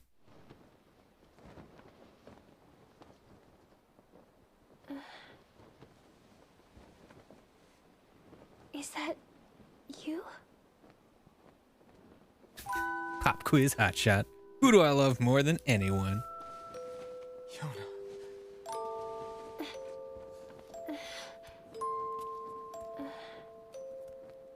this my body? Yes, Yona. It's yours and yours alone. You look bigger than before. Like you've grown up. Well, yeah. I guess you haven't seen me for a while. Have I been asleep this whole time? Something like that. It's almost like I'm a princess from some fairy tale. Oh, Yona. I'm so happy to have you back. Me too. So embrace like you actually mean it. Like, Kaine. what's a hug? You and your sister. You have a good life, Kay? What about you? Gonna go? Guess I'll... You could stay with us, you know. Thanks, but I'll pass. You know how it is. I got my own shit to take care of. What do you mean? Personal shit, alright? Anyway, take it easy, yeah? Kaine. Hey, look. It's beautiful.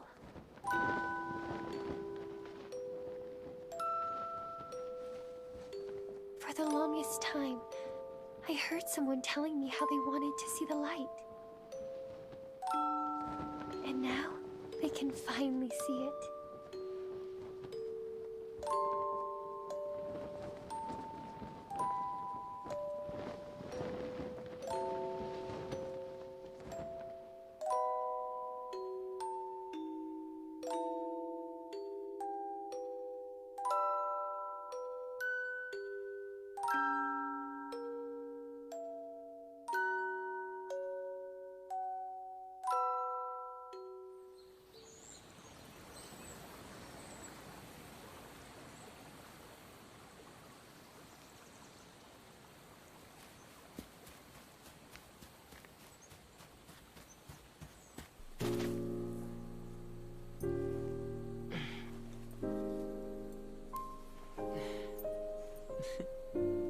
Oh, you know, just a random lunar tear waiting right there. Thank you. I love it.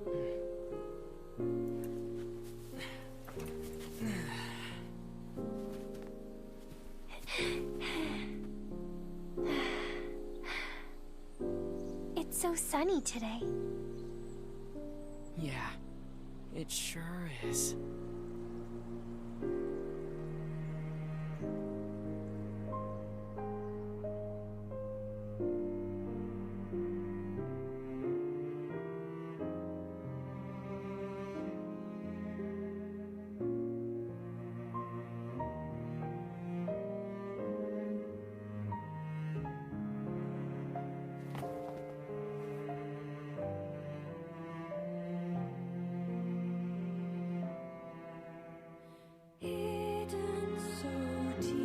Oh, okay.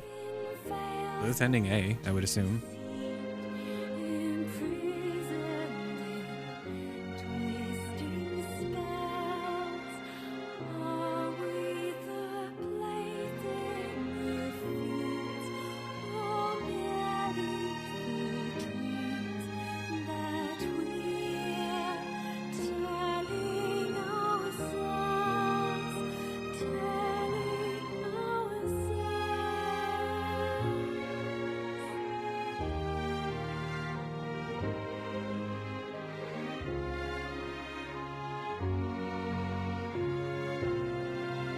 It was. There's 4 more endings.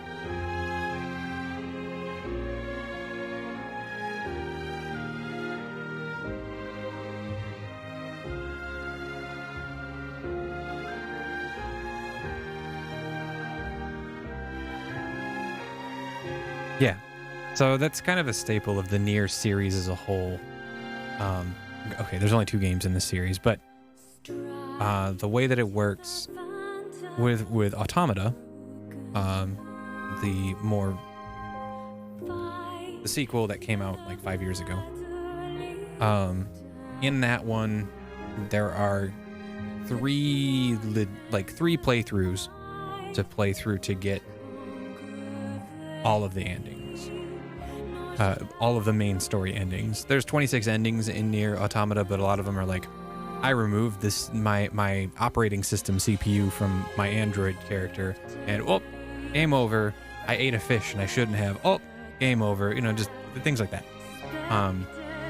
But there are, I want to say, Automata has four endings, I think. With Automata, though, like the 3 playthroughs that you do generally are different. They're like one playthrough is one character, another playthrough is another character, another playthrough is another character. So like there's changes there, sort of. This is, from my understanding, has similar situations. I might play through all of them. I don't know. I might play through another one. We'll see. These credits are probably going to take forever, so we'll just let those play through.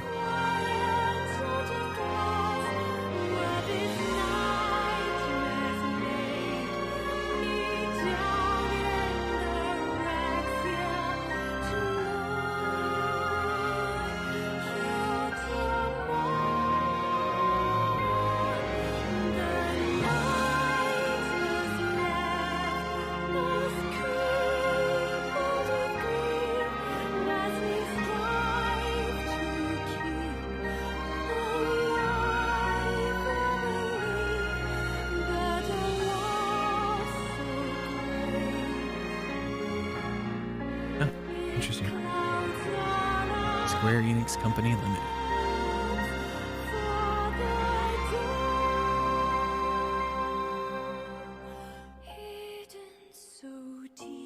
Another staple of the Nier franchise is that once you've hit the final ending and you're seeing the finale to the story as a whole, the game will delete your save file.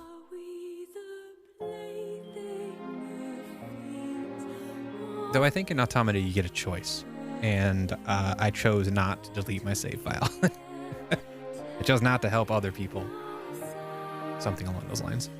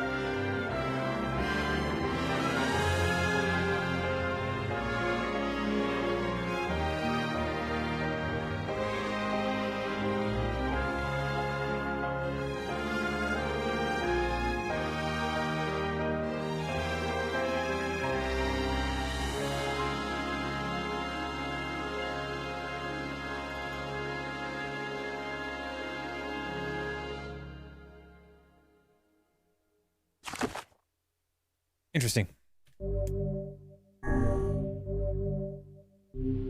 A denotes that I've seen ending A. I decided not to. Yes. Ending B. Load your clear data after completing the game to experience Kaine's story. You can now read a departed mother's diary in your house. Wardrobe has been added to the options menu. New outfits can be obtained by progressing through a departed mother's diary. Change music has been added to the game settings section of the options menu. All right.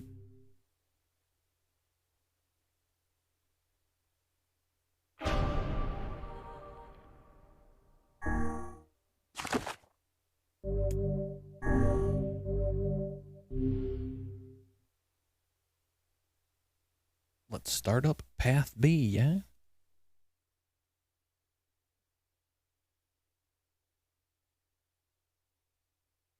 Yeah, I think the next time I play through Automata, I will. Whenever I interacted with Kaine, I was reminded about something from my past. Maybe My mind has been confusing her with my sister this whole time. Do I get to play as Kaine? That'd be dope. Anyway. Be a whole lot of ass, that's for sure.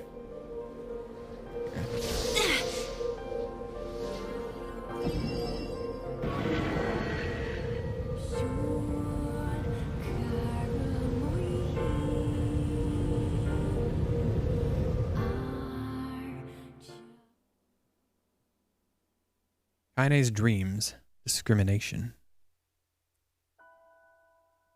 Apparently it's novelization stuff, so it's time for me to read. The sound of rain filled the village. The steep cliffs that surrounded the area magnified sound, causing even the slightest drizzle to rattle like a thunderstorm. Thin wisps of smoke streamed from huts as the villagers huddled in their homes and waited out the rain. A single child, however, had braved the downpour and was now wandering slowly toward the wooden, hawk-shaped weather vane at the center of town. The wanderer reached the vane, which had existed for as long as any could remember, and stared. The child's face was simultaneously delicate and fierce, like a teacup that had survived a shipwreck. Those traits combined with pale white skin to give the face an almost sexless quality. If the beak turns east, I go home. If it stays west, then I... The child blinked. Rain slowly dripped down the young one's short hair and began its long descent to the ground. Come on. Come on. The child felt a slight breeze and watched as the vein slowly creaked to life. Spinning this way and that for a moment, it finally settled with the beak pointing firmly toward the east. East? Really? Before the vein could move again, a jagged rock came spinning and tumbling through the air, striking home against the child's head. The force of the blow dropped the child to the ground as a hail of stones began to fall all around. Oh no, they found me. A heartbreaking smile crept across the child's face as the stones continued their assault. Through the rain, the sound of multiple footsteps grew louder before a voice rang out. Yoo-hoo, Kaine! The voice belonged to Demo, worst of all the bullies in the area. As Kaine struggled to stand, the final stone came skittering through the mud and bounced against her foot. Blood oozed from a cut above her eye and blurred her vision. But she could make out the shapes of Demo and his usual gang of idiots. The boy seemed taken aback for a moment by Kaine's seeming indifference to the blood dripping from her face, but quickly regained his bravado. What's up, freak? You like the rain? You like getting all wet? Or did you really decide to run away from home? Though she knew it was futile, Kaine turned to leave. Before she could get more than a few steps, the other children scrambled to surround her, cruelty burning in their eyes. Kaine knew those were not the only eyes on her. The tormentor's parents watched from the safety of their homes. She was attuned to this sensation. It was one she had experienced many times before. While some villagers simply turned a blind eye to the actions of their children, many encouraged it openly. In a society ruled by superstition and fear, Kaine was something to be hated, and if possible, destroyed. I didn't say you could leave, freak.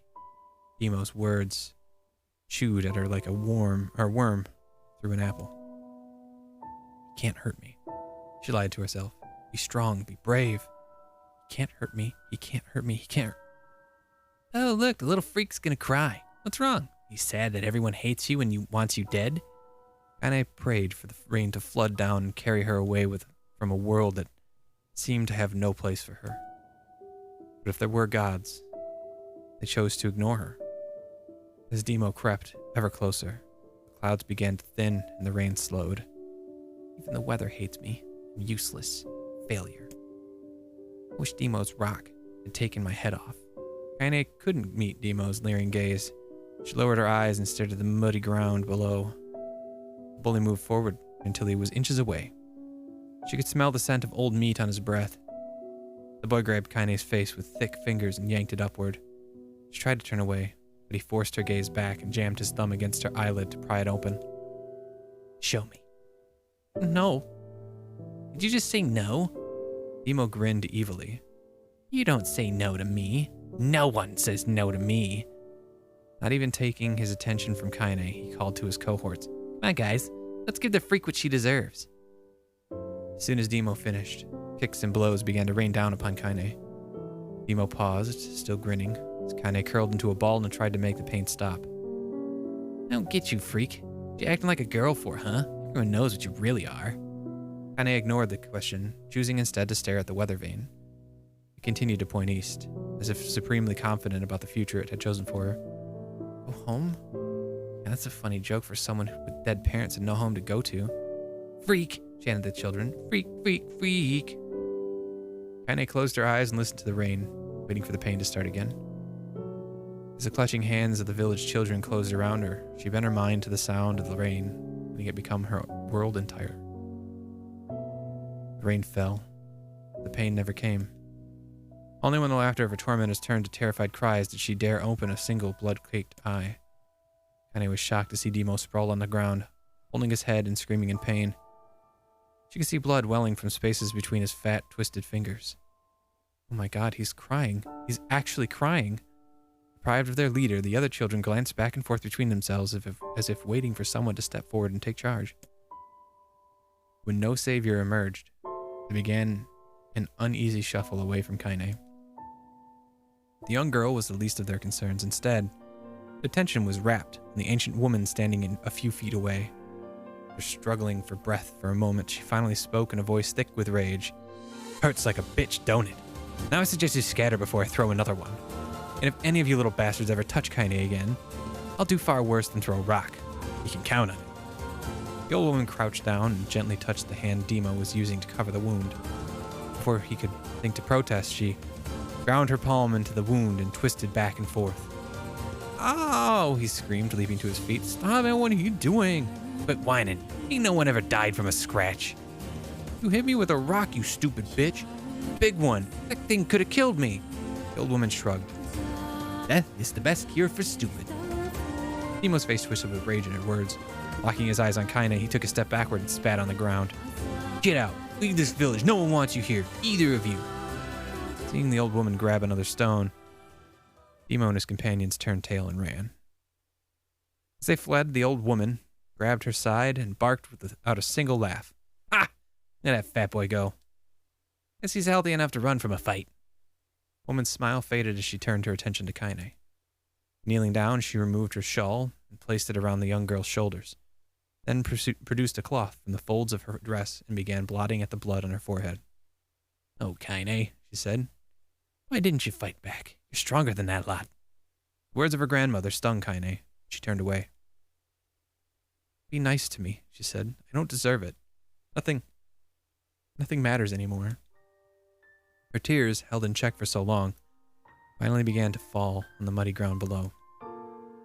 "Everyone hates me. They think I cause bad things to happen. They think I'm a freak. I wish I was dead." As Kaine's tears turned to sobs, she felt her grandmother's hands on her shoulders. Despite her advanced age and diminutive size, she was a woman of surprising strength. Kaine found herself unable to turn away. "Don't talk like that, girl. The river wide and deep that flows between the realms of this world and the next. It grants no mercy to anyone that attempts the crossing. You got a duty to fight until your last breath. Understand?" The old woman tightened her grip and tried to still the tremor in her voice. "You know the pain of losing someone close to you, Kaine. You know because you survived it." As the words hit home, Kaine was struck by the force of her love for the old woman. As a young child, she didn't even know of her grandmother. When her parents died, the woman quickly accepted her as her own. Grandma, as Kaine called her, was cunning, vulgar, and quick to violence. Their first few years together had not been easy. But with each year that passed, Kaine and her grandmother had grown closer.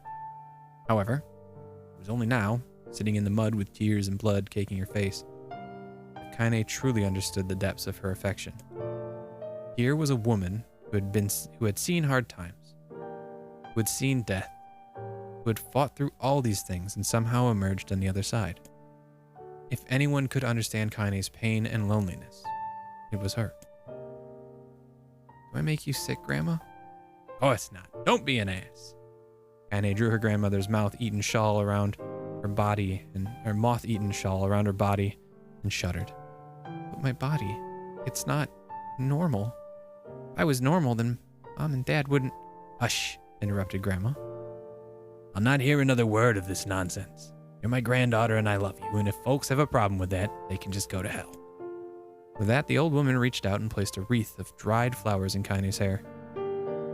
The skill it took to bend the flowers without breaking the stems or losing a single petal was remarkable, and the beauty of it made Kaine want to cry all over again. Oh my gosh, these are lunar tears. Grandma, you made this for me? Lunar tears were legendary flowers. Most people could live their entire lives without ever seeing one, yet her grandmother had somehow collected a dozen or more. Kaine reached up and touched the wreath as if she couldn't believe it was real. Where did you find these? Just stumbled on them while I was out doing shopping. Old woman turned away as she spoke, leading Kaine to suspect that the search had been more difficult than she was letting on. The pains she took to construct the ornament, let alone track down the flowers used in its construction, made Kaine's heart hurt. She reached up and gently adjusted the wreath, admiring the way it felt between her fingers. Didn't quite turn out right, said her grandmother as she squinted at it. His old hands have trouble with delicate work. It sure looks good on a pretty girl like you. Kaine blushed and turned away. You think I'm pretty? Of course you are. What a fool thing to say. Thank you, Grandma. Grandmother smiled. We're gonna be fine, you and me, she said. Long as we got each other, we'll be just fine. Kaine took her grandmother's hand in hers, and the two of them struggled to their feet. As they began the long walk home, Kaine gripped the hand with all her might, as if trying to stop smoke from drifting away on the wind. The rain had stopped. Kaine stood beneath the weather vane, watching it spin in lazy circles, no longer caring about the direction it faced when it stopped. I don't need to escape. I have a home now. Grandma loves me, and that's enough, even if it's us against the world. Kaine let her gaze drift up past the vane and into the cloudy sky. The last faint hints of a rainbow were slowly fading. As she turned and headed for home, the light scattered into a million particles and vanished, seemingly taken away on the breeze. Kaine's dreams, daily life.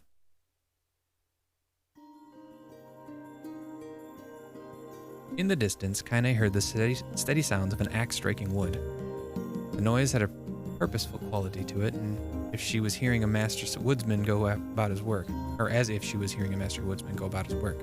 Firewood being produced, however, was as far from a work of art as could be. Pieces of every shape and size were being flung about a barren yard with wild abandon. Anyone trying to stack such wood would probably die of frustration before the job was through.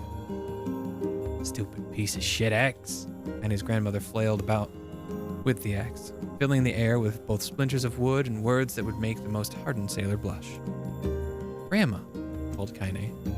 Oh, thank you, Kaine, yelled the old woman, taking her eyes off the wood for a moment. Don't get too close or I might take your goddamn foot off by mistake. She brought the axe down on a piece of wood, sending chips flying in every direction. One spun past Kaine close enough for her to hear the whistle, at which point she decided to step back. Once she scuttled to a safe distance, she cupped her hands around her mouth and shouted, Grandma, do you need help? I can get you water or lunch or a new axe or something. The axe, poised to strike another wobbly blow, paused in midair. The old woman considered her granddaughter's offer for a moment and smiled. Tell you what, since I'm doing such a piss-poor job of chopping, why don't you come here and take over so I can go get the water?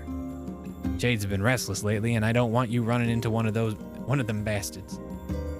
Relinquishing the axe, her grandmother picked up a long pole with wooden buckets on either end. Gathering water was by far the more difficult of the two jobs, but Kaine knew better than to complain. Once Grandma's mind was set, there was no changing it. Kaine did her best to help with chores, but Grandma took every task that required travel to the village. Though she had a long list of plausible excuses, Kaine knew the real reason. She didn't want her granddaughter to be taunted and harassed by the villagers. Once Kaine moved in, Grandma decided to take up residence a good distance from the area. Out of sight, out of mind seemed to be the best policy when it came to the villagers and her granddaughter. Rare were the days when any but the two of them could be found on the rocky acre of land that they called home. Kaine enjoyed the solitude, but harbored a secret resentment that her grandmother was forced to spend her golden years in such a place. After watching her grandmother leave, Kaine turned her attention to the task at hand. She'd never chopped wood before in her life, and soon discovered why the old woman hated the chore. Swing after swing of the axe produced only a tiny crack in the wood. When she finally managed to connect with the solid strike, the tool embedded itself in the log and refused to budge. Frustrated, Kaine swung the axe around her head and threw it, log and all, across the yard. Damn it, crap. She suddenly understood the joy her grandmother felt in a good curse. Happier now, she picked up the axe, forced it from the wood, and resumed chopping. She had a natural skill with the blade. The task was challenging. Blisters soon began to form on her small, pink hands. This is tough. My logs are all weird sizes. Spitting on her palms and ignoring the pain, Kaine redoubled her efforts. Just as she was developing a rhythm, Grandma returned from the village. Setting down her buckets with a small sigh, she took one look at the logs and coughed out a wheezy laugh. Pretty clumsy, girl. You better practice if you... Her grandmother suddenly collapsed to her knees, causing one of the buckets to wobble precariously. Eyes wide, Kaine dropped the axe and ran to her grandmother's side. Grandma! The old woman shook her head and pointed a trembling finger at the bucket. Get the bucket. Can't let it spill. Kaine steadied the bucket with a foot. She knelt by her grandma. A small bit of water sloshed over the side and made a new home in the hem of her dress. But Kaine didn't notice. Grandma, what's happening? Crazed with panic, she grabbed her grandmother by the shoulders and shook. After a moment, the woman lifted her arms and batted Kaine away. Stop that, just stop, she cried, breathing heavily. It ain't like I'm dying. Just tired from the trip is all. Kaine desperately wanted to believe her, but one look at this old woman's shaking hands and worn face told her more than words ever could. Her grandmother had lived a long, hard life, and it seemed the bill was finally coming due. The time when her grandmother watched over Kaine was ending. Sooner than either of them had feared, the positions would be reversed. The next morning, Kaine came to the side of her grandmother's bed and took her wrinkled hand. Grandma, you're sick and you need medicine. I'm going to the village. The old woman shook her head and tried to rise, but Kaine gently pushed her down. All right, she said. We'll be fine. They are, but it's them telling a story. Her grandmother fixed her with a gaze that could melt steel. After what seemed an eternity, she finally lowered her eyes and sighed. Well, I don't like it, goddammit. But I guess I should quit being so stubborn and let you grow up. The old woman watched as Kaine strapped on her boots and made her way down the road to the village. Hours later, as an unseen sun made its way across a dark and rainy sky, she was still watching. Kaine moved at a brisk pace, checking her pockets every few minutes to make sure the money her grandmother had gave her was still there. Every noise caused her to spin on her heels, making sure she wasn't being stalked by a shade, or worse, Demo and his gang. But she encountered neither tormentors nor shades, and Kaine finally found herself at the entrance to the village. A few adults she could see glanced sideways at her, then muttered to each other, behind raised hands before slinking away into the shadows, her heart racing. Kaine took a series of rapid, shallow breaths and tried to calm herself. I have to prove myself. I have to help Grandma. I have to be strong. She chanted those words to herself over and over as she slowly made her way. Finally, her eyes settled on a rotund older woman who was angrily waving her arms in the air, telling anyone who would listen exactly what she thought of Kaine's presence. Hey lady, said Kaine with a bravado she did not feel. Where's the apothecary? The woman's flabby cheeks shook in bewildered anger. How dare this thing speak to me, they seemed to say. Kaine saw that her eyes held a different emotion. Fear. Yeah, we're both scared, lady. Trust me on this one. Which way? Kaine repeated. The woman pointed at a small building to her right before hitching up her dress and stumbling off in the other direction. Kaine cringed, expecting a stone to come flying from the assembled crowd, but none came. Her mind was filled with a strange sense of pride as she made her way to the apothecary. But the new emotion had little time to take root, for as soon as she opened the door, she noticed a familiar customer at the counter. It was Demo. He'd clearly been sent here on some kind of family errand, because his gang of followers was nowhere to be found. Oh my god, he sputtered. What are you doing here, freak? The insult was delivered without force. Kaine happily ignored it. Stretching on tiptoes to see over the counter, she asked the shopkeeper for the medication. Ha!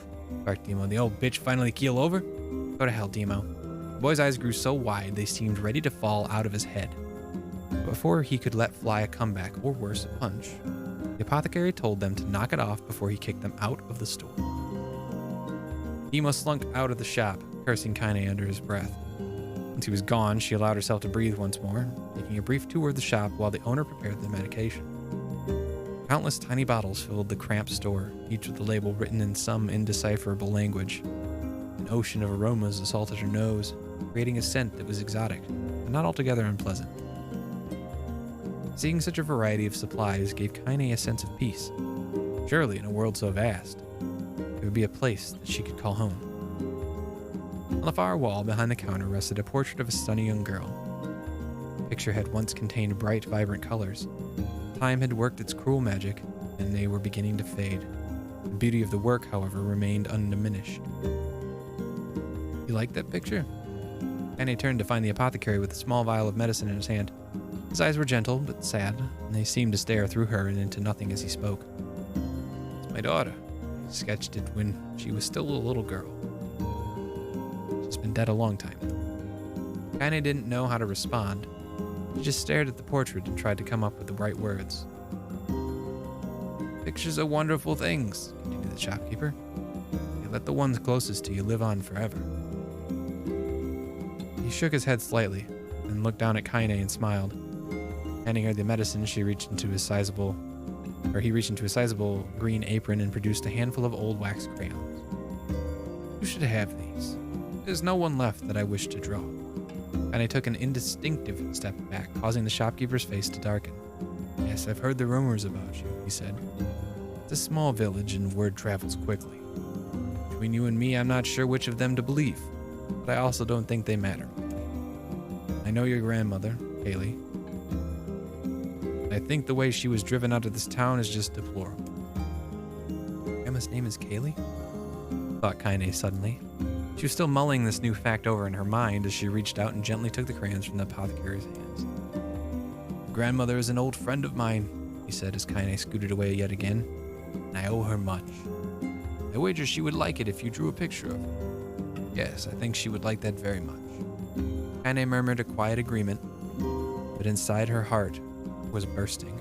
Never before had a villager treated her with anything but complete contempt. It was a tiny, almost imperceptible step, but it was a step nonetheless.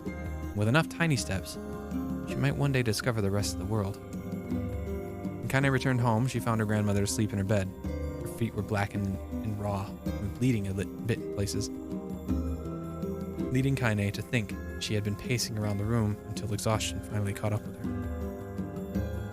She placed the medicine by her grandmother's pillow and turned to leave, found the old woman's hand clasped around her arm. Back already, are you? She asked her grandmother with a yawn. Here, let me have a look at you. Grandma sat up and examined Kaine from head to toe, finally satisfied that nothing terrible had befallen her grandchild. She leaned back and allowed herself to relax. Well, how was it? Those bastards give you any trouble? It's kind of fun, said Kaine with a small smile. No, seriously, it was. Fun, eh? Asked her grandmother in a voice which implied she believed anything but. Uh-huh. So anytime you need me to run an errand, just let me know. As she spoke, Kaine removed the crayons from her pocket, for a brief explanation of their source. She informed her grandmother that she was going to sketch her portrait. Portrait of me? Ridiculous. No one wants to stare at a wrinkled old crone. Grandma, it'll make you live forever. Horseshit, said her grandmother, throwing back the sheet from her bed. Living forever would just piss me off. Now put those crayons away and help with dinner. Kaine would not relent, and in the end, Grandma found herself leaning against the wall of their house as if posing for a master artist.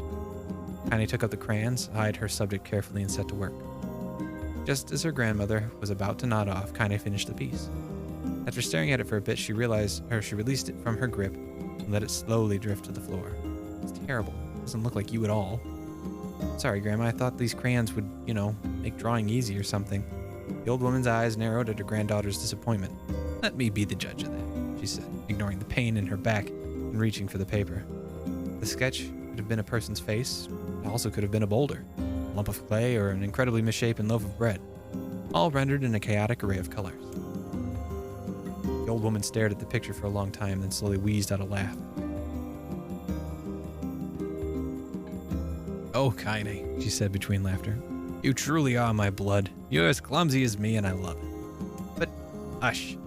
I won't hear any more bull about how ugly you think it is. It came from the heart, and I'll treasure it always. True to her words, the old woman gave the picture a place of honor above the kitchen table. The days that followed, Kaine would often catch her staring at the portrait with a strange smile on her face. An action she interpreted as silent, mocking laughter. A week later, Kaine could stand it no more and asked her grandmother to take the artwork down. Lash, the old woman. I'll take this down when they roll me in my shroud. She pondered this for a bit, then turned to Kaine and dropped to one knee. Listen to me, girl. Seeing this picture makes me happy in a way I've never felt. It makes me want to go on, so that someday you can feel the same happiness. It was a moment that burned itself in Kaine's memory.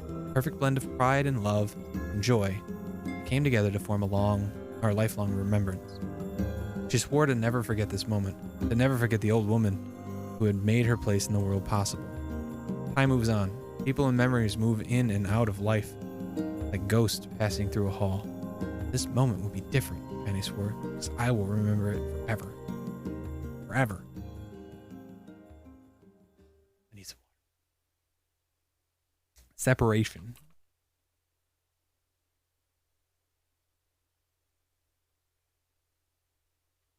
Kaine listened to the sound of a crackling firewood and stared at the black object on her plate. She'd been pushing it around the wooden disc for a good 10 minutes, ignoring the bemused stare of her grandmother. Tripping over my words. Finally, she summoned her courage and gave the object a brief sniff. Sharp, bitter scent flew up her nostrils and made its home there, causing her face to twist with disgust. Grandma, I can't believe you want me to eat a bug. The old woman threw some more wood under the cooking pot and snorted. It's no bug, you fool girl, it's a berry. Why the hell would I be feeding you bugs? Yeah, well, it sure looks like a bug, said Kaine, and I think it's burnt or something because it smells terrible. With that, Kaine held her nose and threw the berry in her mouth, chewing as little as possible. Oh yeah, that's terrible. Oh yeah, that's terrible, all right.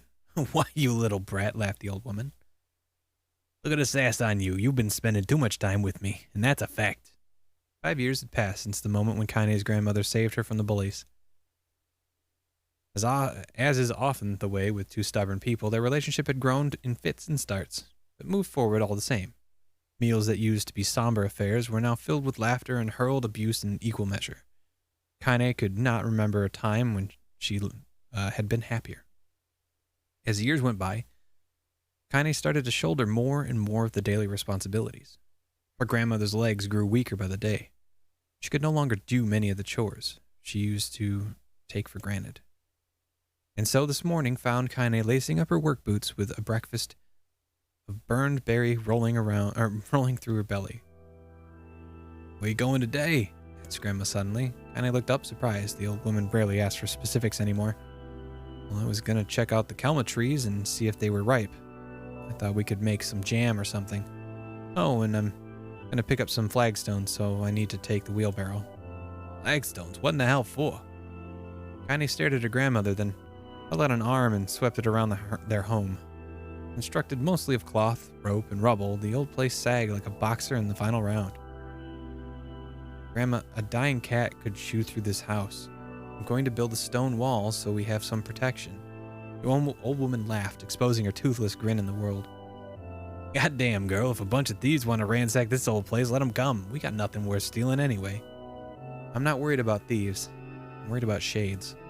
People saw one west of the village yesterday. The old woman tilted her head and stared at her granddaughter. Well, shoot. I don't know why you have to do it today. You can worry about it some other... Grandma, no. I don't go to the kelma trees. We won't eat tonight. You know that. Confused expression passed across the old woman's face, and for a moment, she was a small child lost at a carnival. Yes, she said after a bit. Yes, of course, you're right. I'm sorry, Kaine. Lately, it seems my mind is... She didn't finish the thought, instead walking over to her nightstand and gently taking the wreath of lunar tears from the drawer. Flower's petals had aged to a brilliant whiteness. Kaine thought it was more beautiful now than the day she first received it. Gonna be a true woman soon, Grandma said as she placed the flowers in the girl's hair. That means less chatter about shades and building defensive walls and more talk about how beautiful you've become. Annoyed, and I reached up to remove the garland. The look on her grandmother's face stopped her hand. You're a beautiful thing, said the old woman. And there ain't another like you in all the world. I'm very proud of you. Okay, Grandma, that's enough goddamn compliments for one day. Shut your mouth on you. Where did that come from? Gee, I wonder. I'll teach you to sass me, girl, yelled Grandma. Suddenly, she lurched forward and grabbed Kaine by the ears, pulling her around the room with a crazed grin on her face. Grandma, yelled Kaine in a quacking voice. Grandma, stop! What the hell? The old woman stared at her and blinked, and slowly held her wrinkled hands out as if it was the first time she had ever seen them. I don't know what happened there. I'm sorry, girls. Sometimes my mind just... And I thought the look on her grandmother's face was the most heartbreaking thing she had ever seen.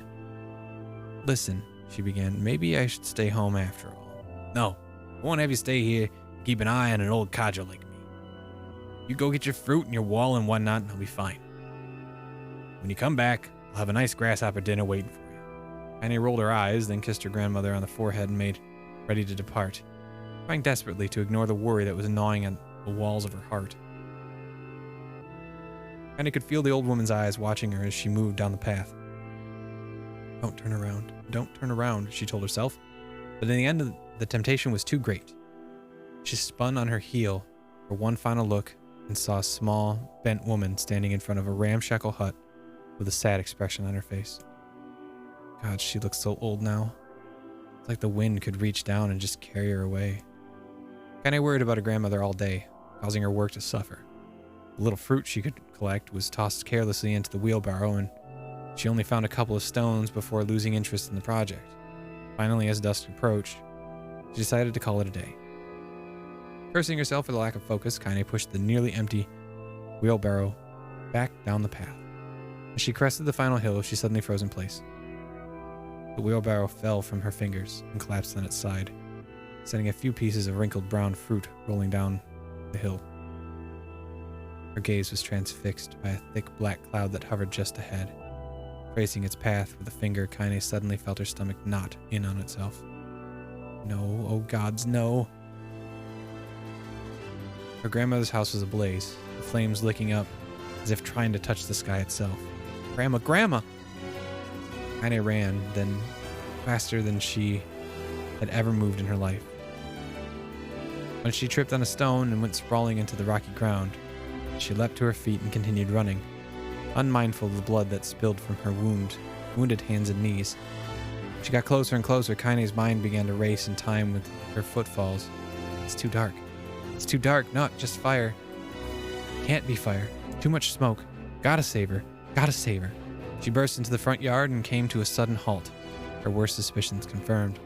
Smoke from the fire was mingling with the thick, inky blackness of an enormous shade. The massive creature supported itself on 3 twisted feet and achieved balance through means of a large, armored tail. Scales, horns, and claws sprouted from its body in a random, chaotic pattern, giving it the appearance of a lizard designed by some insane god. Seeing Kaine, it let out a roar and flicked its tail, sending small whirlwinds spinning around the yard. For a moment, the creature retreated into a shimmering, inky blackness, as if her mind was unable to comprehend that such a thing could actually exist. But then, smell hit her, a blend of rotted meat and excrement, and the horror became real once more. The creature bellowed again, and this time Kaine responded with a scream of her own. "All right, you bastard," she thought as her scream echoed off the high cliffs around her. "It's you or me. Let's go." The shade eyed Kaine with bemused interest. I'm getting to a point where I've said Kaine so many times that I kind of want to just call her Kanye, and that is absolutely not correct. Then it began looking from her to the house and back again, as if urging her to look at the destruction it had so gleefully wrought. With dread building in her heart, Kaine glanced toward the house. Through the smoke and flames, she spotted a small figure struggling to escape the ruins. "Grandma." At the sound of her voice, the old woman began waving frantically. "She's alive," thought Kaine. "She's alive." Kaine's legs sprang to life as she raced across the yard toward the flaming wreckage of the house. Before she could advance more than a few steps, the shade opened its mouth and let out a roar powerful enough to uproot trees and send them flying. The blast sent Kaine tumbling through the air before smashing her against the rocky earth. Stars danced in front of her eyes. She tried to remember how her legs worked. Get up. Get up. Get up. Get up. Get up. Get up. Now! As Kaine struggled to her feet, the shade stomped toward the house and pinned her grandmother to the ground with the tip of a claw. The old woman struggled to move the claw from her stomach, but she might well have been pushing a mountain. She coughed briefly, sending a small spray of blood into the air, then collapsed to the ground, her energy spent. Kaine lurched to her feet, only to fall back to earth with a gasp. Her ankles were on fire. One or both of them were surely broken. Ignoring the pain that screamed through her body, she began dragging herself across the ground, leaving a drunken trail of dust and blood in her wake. Grandma, hold on. Just a little longer. Her grandmother's face was turning blue, her eyes rolling back until only the whites were exposed. Kaine pulled herself across the ground with maddening slowness, the distance seeming to increase with every second that passed. The shade glanced between the two women and flicked out its tongue, giant mouth turning up at the corners. Short, panting breaths belched from somewhere deep inside its core. Bastard, laughing at us. She had no idea how such a mindless creature could experience emotion. There could be no doubt the shade was taking joy in their suffering. Yeah, I see your plan. Shade moved its claw slightly, allowing grandmother to breathe. It was clearly keeping her alive, only to snuff out her life when Kaine was close enough to touch her. I'm gonna kill this bastard. Summoning all her strength, Kaine rose to her feet. There was a sickening snap from her right ankle as the foot twisted backward. She forced it from her mind and began to hobble toward the monster. Pulling a small knife from the pouch at her waist, she leapt on the foot, pinned her grandmother, and plunged the weapon deep. Give her back, she screamed. Give her back to me. It was like stabbing a rock. After a few swipes, the knife broke, hilt, a dull snap. Shade panted laughter again, and raised its tail and sent it rushing through the air toward the young girl that was latched to its foot. Kaine never had a chance. The tail struck her square in the chest and sent her crashing into the burning wreckage of the home. As she lay on the ground with blood pouring from multiple wounds, a small, weak voice spoke up. Kaine. Kaine's vision blurred. She forced herself to focus on the sound. Finally, her eyes cleared enough for her to make out her grandmother's hands reaching out to her through the smoke.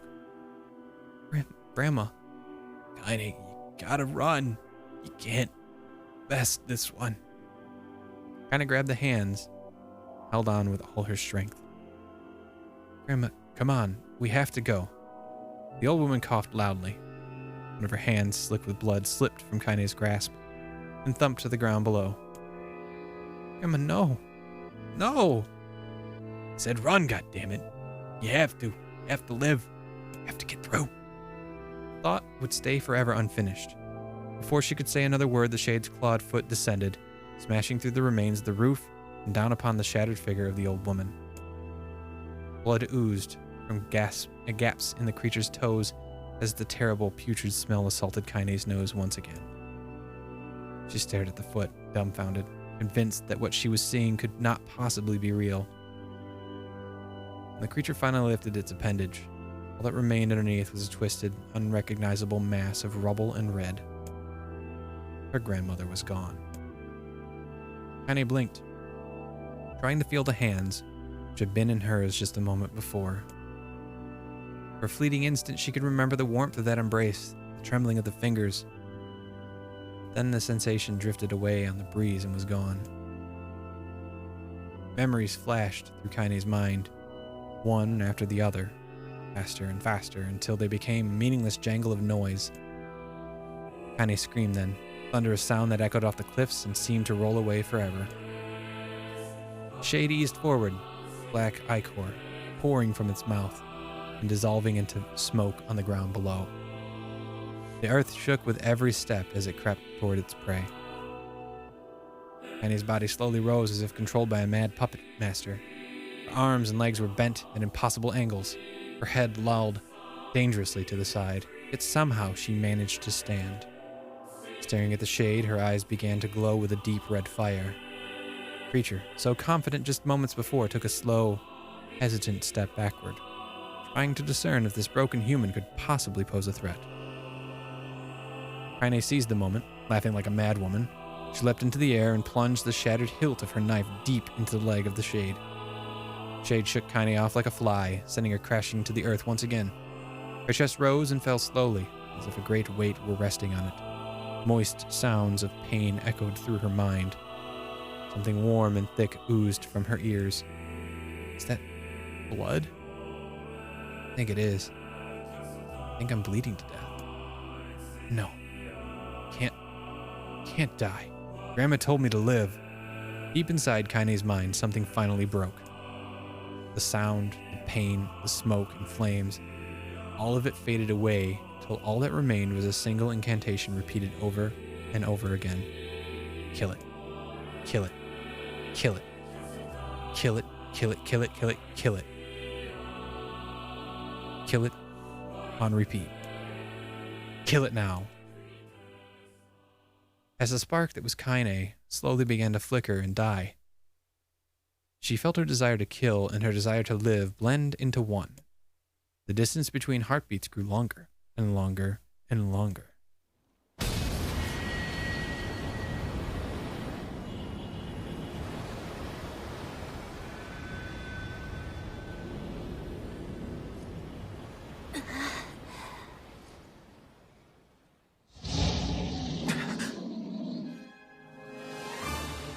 The beast approaches.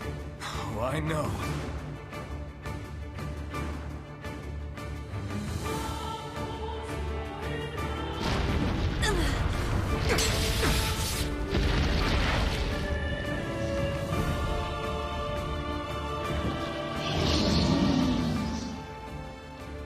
Hey, I'm playing a video game again. Real quick. Actually, hold on. Oh, shit. All my stuff's here. Excellent.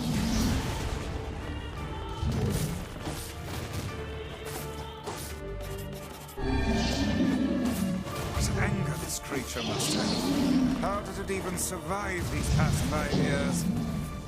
I'm not gonna let this happen again. It dies today. Me, or does it seem like it's more powerful than it was? With the skill of the user, strike it down.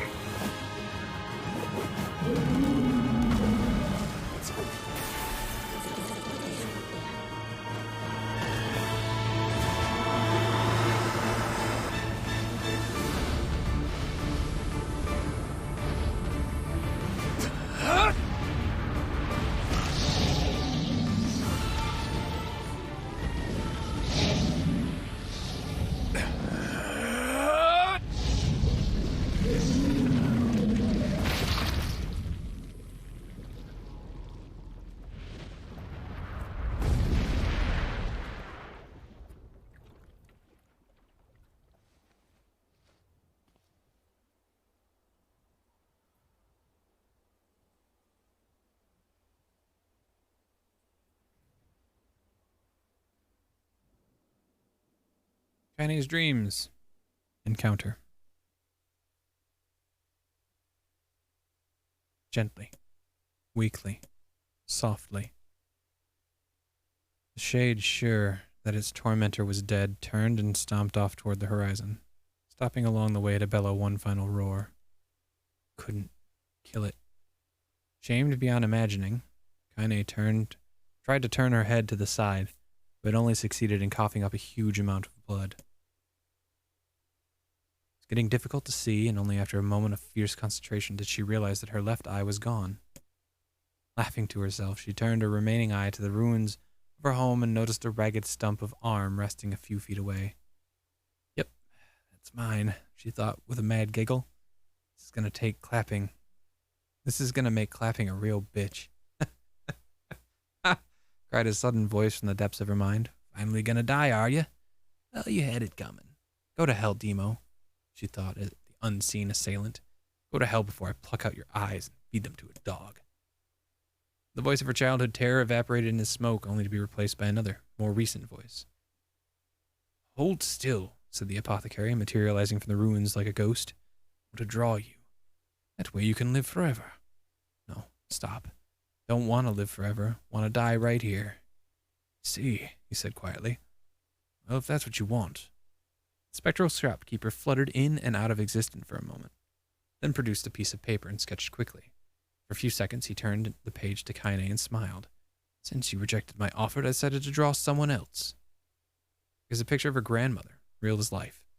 Kaine opened her mouth to thank the man, but stopped as the picture began to blacken in the middle. Before she could say anything, dozens of multi-legged insects began to swarm across the image, tearing at it with sharpened pincers. Stop. No, don't hurt that picture. Kaine reached out with her remaining arm and waved futilely in the air.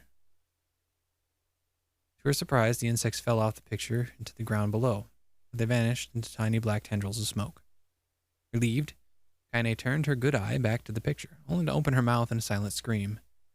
The sketch now showed her grandmother as she truly was, a smashed, unrecognizable lump of nothing.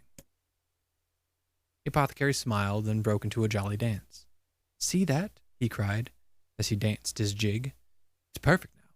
She looks just like you. Ah-cha-cha-cha-cha-cha. Had look like that? Oh, God, I'm gonna die. I'm gonna die. Drowning in despair, Kaine laid her head back in the mud and smoke of her ruined house and waited for the end to come. Just before she let everything go, an unfamiliar voice began whispering in her ear. You got a wish, sunshine? The voice was vulgar and fierce at the same time, as if instantly her insanity had somehow found a way to take form. Kaine wanted to scream as the voice crawled under her skin, but her lungs refused to work. You know, a wish, like a prayer or something? Why don't you get on your knees and start praying to heaven? Please, invisible man in the sky, save me, save me. Kaine finally resorted to shouting at the voice with her mind. I don't make wishes, they don't come true for me. I'm a curse, a freak. I should be left to die. The other voice boomed in her ears. Oh God, you are the best! Kaine glanced down and saw a black, shiny substance oozing from her legs. She tried to brush it away, but her remaining arm would no longer respond. The substance slowly crept around her feet and then began moving up toward the rest of her body. Is this death? Is this what it's like? Or is my mind just losing itself? She could feel the slime oozing upward, feel the hot, searing pain it left in its wake. Whatever else might be happening, she was still alive, and this was real. Come on, said the voice. Let's go! Or let it go. Kaine tried to ignore the voice and concentrate on the pain, but the newcomer would have none of it. Don't ignore me, sunshine. You're ready to give up, ready to die, so why not let me have it? Have what? Your body. Come on, give it to me. Give it to me. I want to stand on the ground, feel the rain, taste the wind. The voice paused as if licking its lips. When it resumed, it was filled with mad, unabated joy. I don't want to take your hands and use them to choke the goddamn life out of people. I want to tear out their throats and bathe in the blood, just like before. In response, Kaine shifted her head and vomited. The warmth of it crept down her front and mingled with the pain of the encroaching black ooze. Are you a shade? Yeah, maybe. And what of it? Slime reached her face, crept up past her nose, and slowly oozed into the socket of her missing eye. The moment it touched her brain, Kaine was struck by the most painful sensation she'd ever felt in her life. It was ecstasy.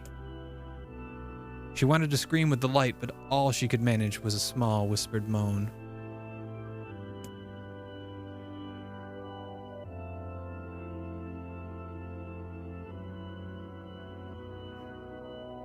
Feels good, don't it? Asked the voice with a chuckle. Yeah, what can I say? I know how to please the ladies. Then give me that body. Come on, give me the body. I'll give you more of this feeling. It's a fair trade. black lump began to protrude from Kaine's side. As she watched, it grew longer and thicker, eventually taking the form of her missing arm.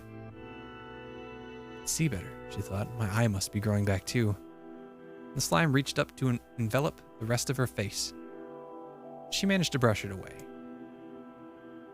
Stop, she whispered, marveling at how she had regained her voice. Stop. Black ooze hesitated, as if considering this request, then quickly shimmered down her body before disappearing in a cloud of smoke. What the hell, Sunshine? Screamed the voice. We had a deal. I thought you wanted to die. Grandma said, can't die yet. A brief image of her grandmother, bloodied and broken, flashed before her eyes. She saw the shade that had killed her, heard its mocking laughter, then closed her eyes and forced the image from her mind. Her whole body was quaking with rage. When she opened her eyes again, they burned bright red. Thing took my grandmother. I have to kill it before I die. Kaine glanced down and saw a mysterious pattern. The pattern of the shades. Burn itself into her left arm. Well, I'll be damned, said the voice cheerfully. Look at that, Sunshine. I think you and me are gonna be good friends now. Kaine stared intently at her arm. The more emotional she felt, the more the letters seemed ready to puncture her skin and begin infecting the rest of her body. The arm clearly had a will of its own now. Stop. Gotta stop. Holding her left arm in her right, Kaine took a long, deep breath and tried to calm herself. Come on, don't fight it, pleaded the voice. Hate's my favorite dish and I'm hungry. Let it go. Feel the anger burn with the fire of revenge. Thirst for blood, then go out there and shut up.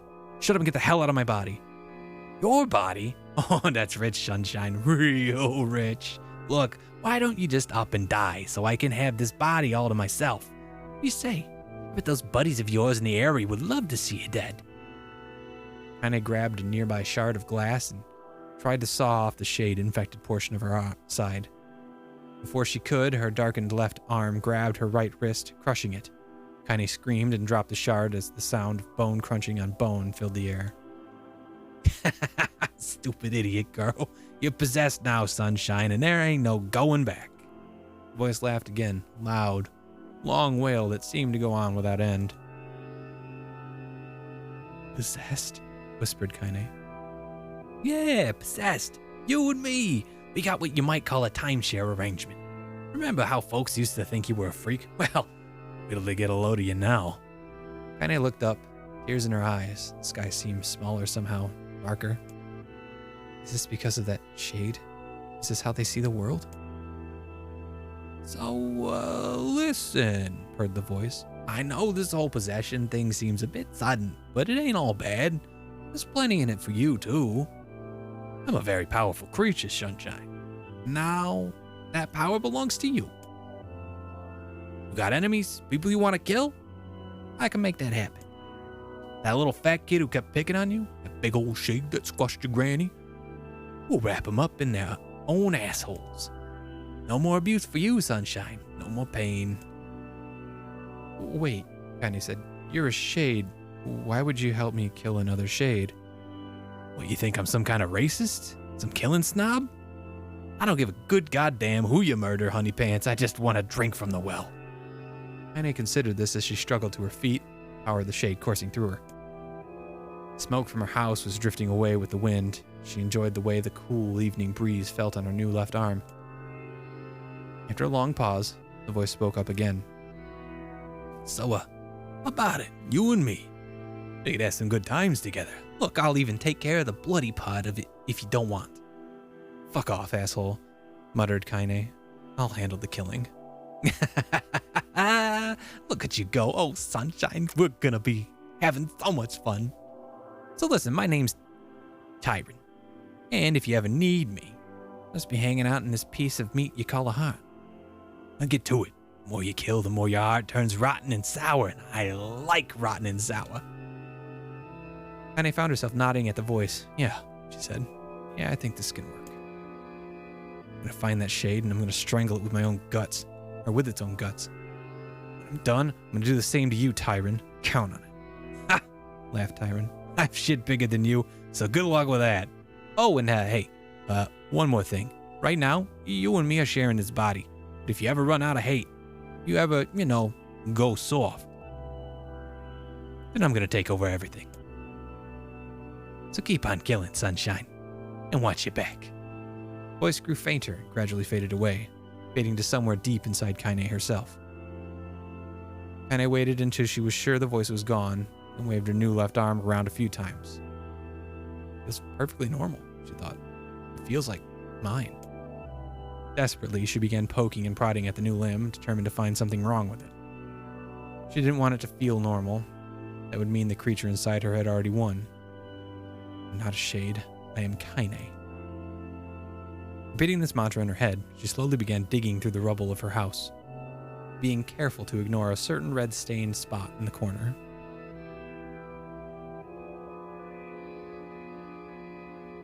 I imagine that the wrist that was broken was repaired relatively quickly by Tyron, the shade in living within her heart. They did kind of just wave it away, sure. But I mean, if one of her arms is fixed, there's no way that that's not fixed too. Finally, after what seemed like an eternity of heartbreaking work, she found what she was looking for. It was the wreath of lunar tears. Though it had been through hell and back, the garland's petals were as bright as ever. Kaine started to place it in her hair, then slowly lowered the wreath and stared at it. Sorry, Grandma.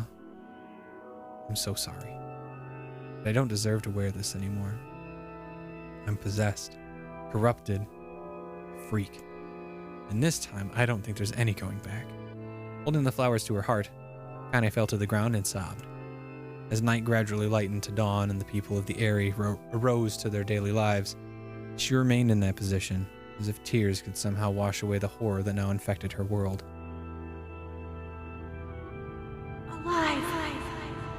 Stay alive! Stay alive! Also, I mean, during the main quest of the game, she gets stabbed through the heart. Come back to us! At one point, comes back no problem.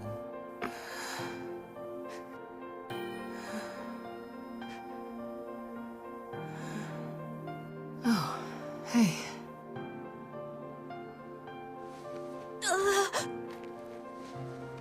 Still doesn't explain why she's wearing what she's wearing. Love that continues to be ignored.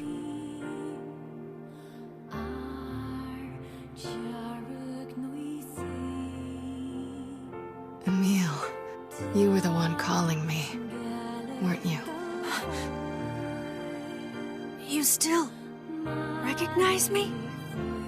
Of course. I knew you right away.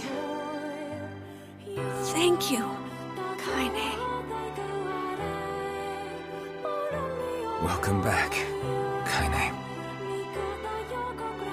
Wow, you grew up. So, how long has it been? 5 years.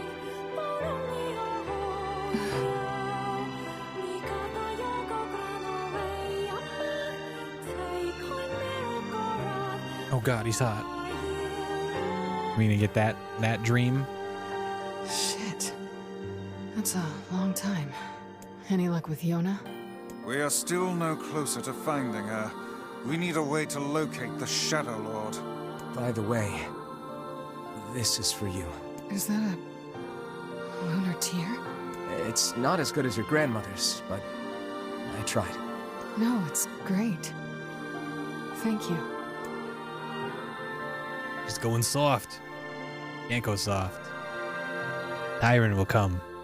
Take over the body. Waking from her long, petrified sleep. Emil's unflagging kindness. Our reunion was a happy one, and we let it wash over us like rain. That is, until Devila and Popola had to go and ruin it all. Those bitches.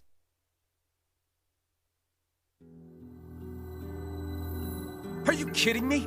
Please, try to understand. I'm gonna skip through a lot of stuff that I've already seen. This is crap, and you... It's okay. We can sleep out. No one's sleeping out. You and Kaine saved this village. People are afraid of us. As long as you're still right, Kaine. I'm used to sleeping out. But... We'll see you later. Sorry about...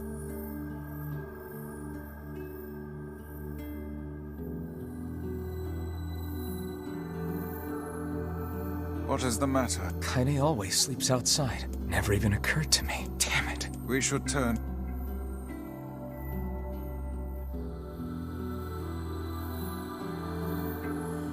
I didn't get much sleep that night. For the first time in my life, I hated Devila. For the first time in my life, I doubted Popola. But those feelings are pointless in the end. They said and did what they did for the sake of the village. To protect it from the horror of the Shades. Can't skip this. Really, how can I blame Devila and Popola? In the end, I'm just as bad. Really? Am I? Because I never once stopped to think about Kaine and Emil's situation myself. Ah, that's fair. That's fair. He did not. Vouch.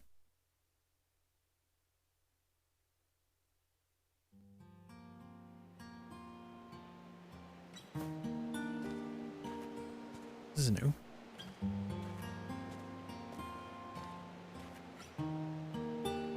I should apologize to Kaine and Emil, but what good would that even do? I got a fire going, Kaine. Wait, is that... Campfires? I'm so happy to get to talk to you again, Kaine. Yeah, me too. I tried everything I could think of to save you, you know. I polished you with a special cloth. I poured warm water over you. Wait, you poured water on me? Yeah, but it didn't really do much except make you all shiny. Hey, Emil. Thanks for saving me. I guess you noticed how I look different now. I'm sorry, Emil. I'm sorry for all of it. Well, I mean, this new form isn't all bad, you know? At least I can look at you when we talk, right? Hey, so why don't you tell me something about yourself? I'm not very interesting. Sorry. I mean, that's not entirely true. Come on. I just want to know you better. Please? Fine. This all happened when I was a kid. Before the whole shade possession thing. My body is... different. And when the villagers found out about it, they started treating me like a freak. But one person, my grandmother, accepted me just as I was. I'm actually kind of curious as to how her body's different. No matter how bad things got, she gave me the strength to keep going. They may never say it, just like they may never say why she's wearing lingerie. She's really special to you, huh? Yeah. Oh, hey! That gives me an idea. Since we cured your petrification, we should start looking for a way to cure your possession in my body. I know we can do it if we all work together. Heck, it'll probably be super easy. Let me guess. More warm water? Okay. Can we just forget I told you about that?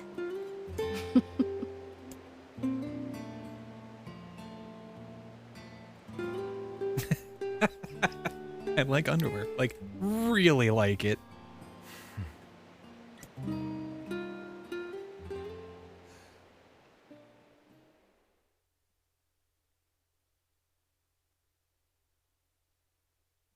Yo, 420, nice. Sleep well? Sure. And yet your red eyes tell a different tale. Don't be so hard on yourself, lad. I need to go see Devila and Popola. Very well. 900 bucks. Gold moonflower seed was this?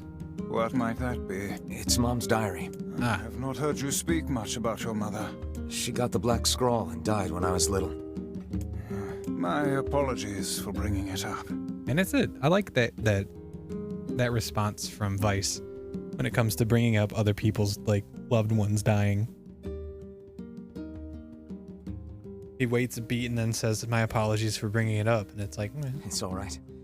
I can barely remember her face anymore. This is the only thing I have left of her. Reading it helps remind me of when we were still a family. I see. But the final entries get a little strange. In what way? Well, here, take a look. Ah, God damn it. I wanted to save.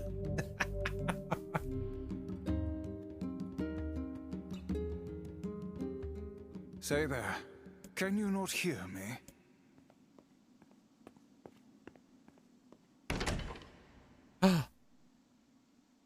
Why are you standing about like a slack-jawed ninny? Sorry. Felt like I was dreaming or something. So if you are... Sleeping on one's feet is quite the talent indeed. Come now, there's the door.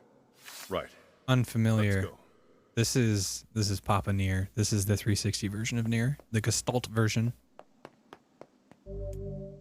Proceed beyond this point and you'll be unable to save until the battle is over. Do you want to? No, I don't. I don't want to do that right now. We can go back to this later. So this is the Mother's Diary thing that that I unlock, which I don't have to do.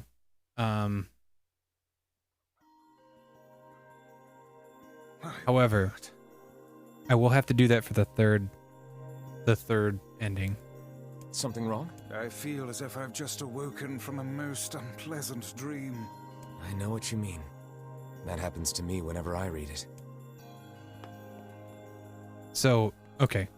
So that once you finish and get ending B, you load the save file again to start up ending C, right? In order to get ending C, you have to collect all of the weapons in the game. There's only 33. That means I have to buy all the weapons. I have to do all the quests that have weapons as a reward. And then there's weapons that you can get from finishing A Departed Mother's Diary. So I'll wait to do this until the final play, or until the third playthrough.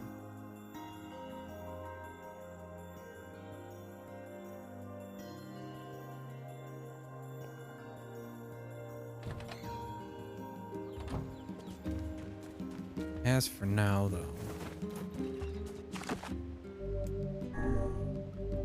I'm actually going to call it there for the evening.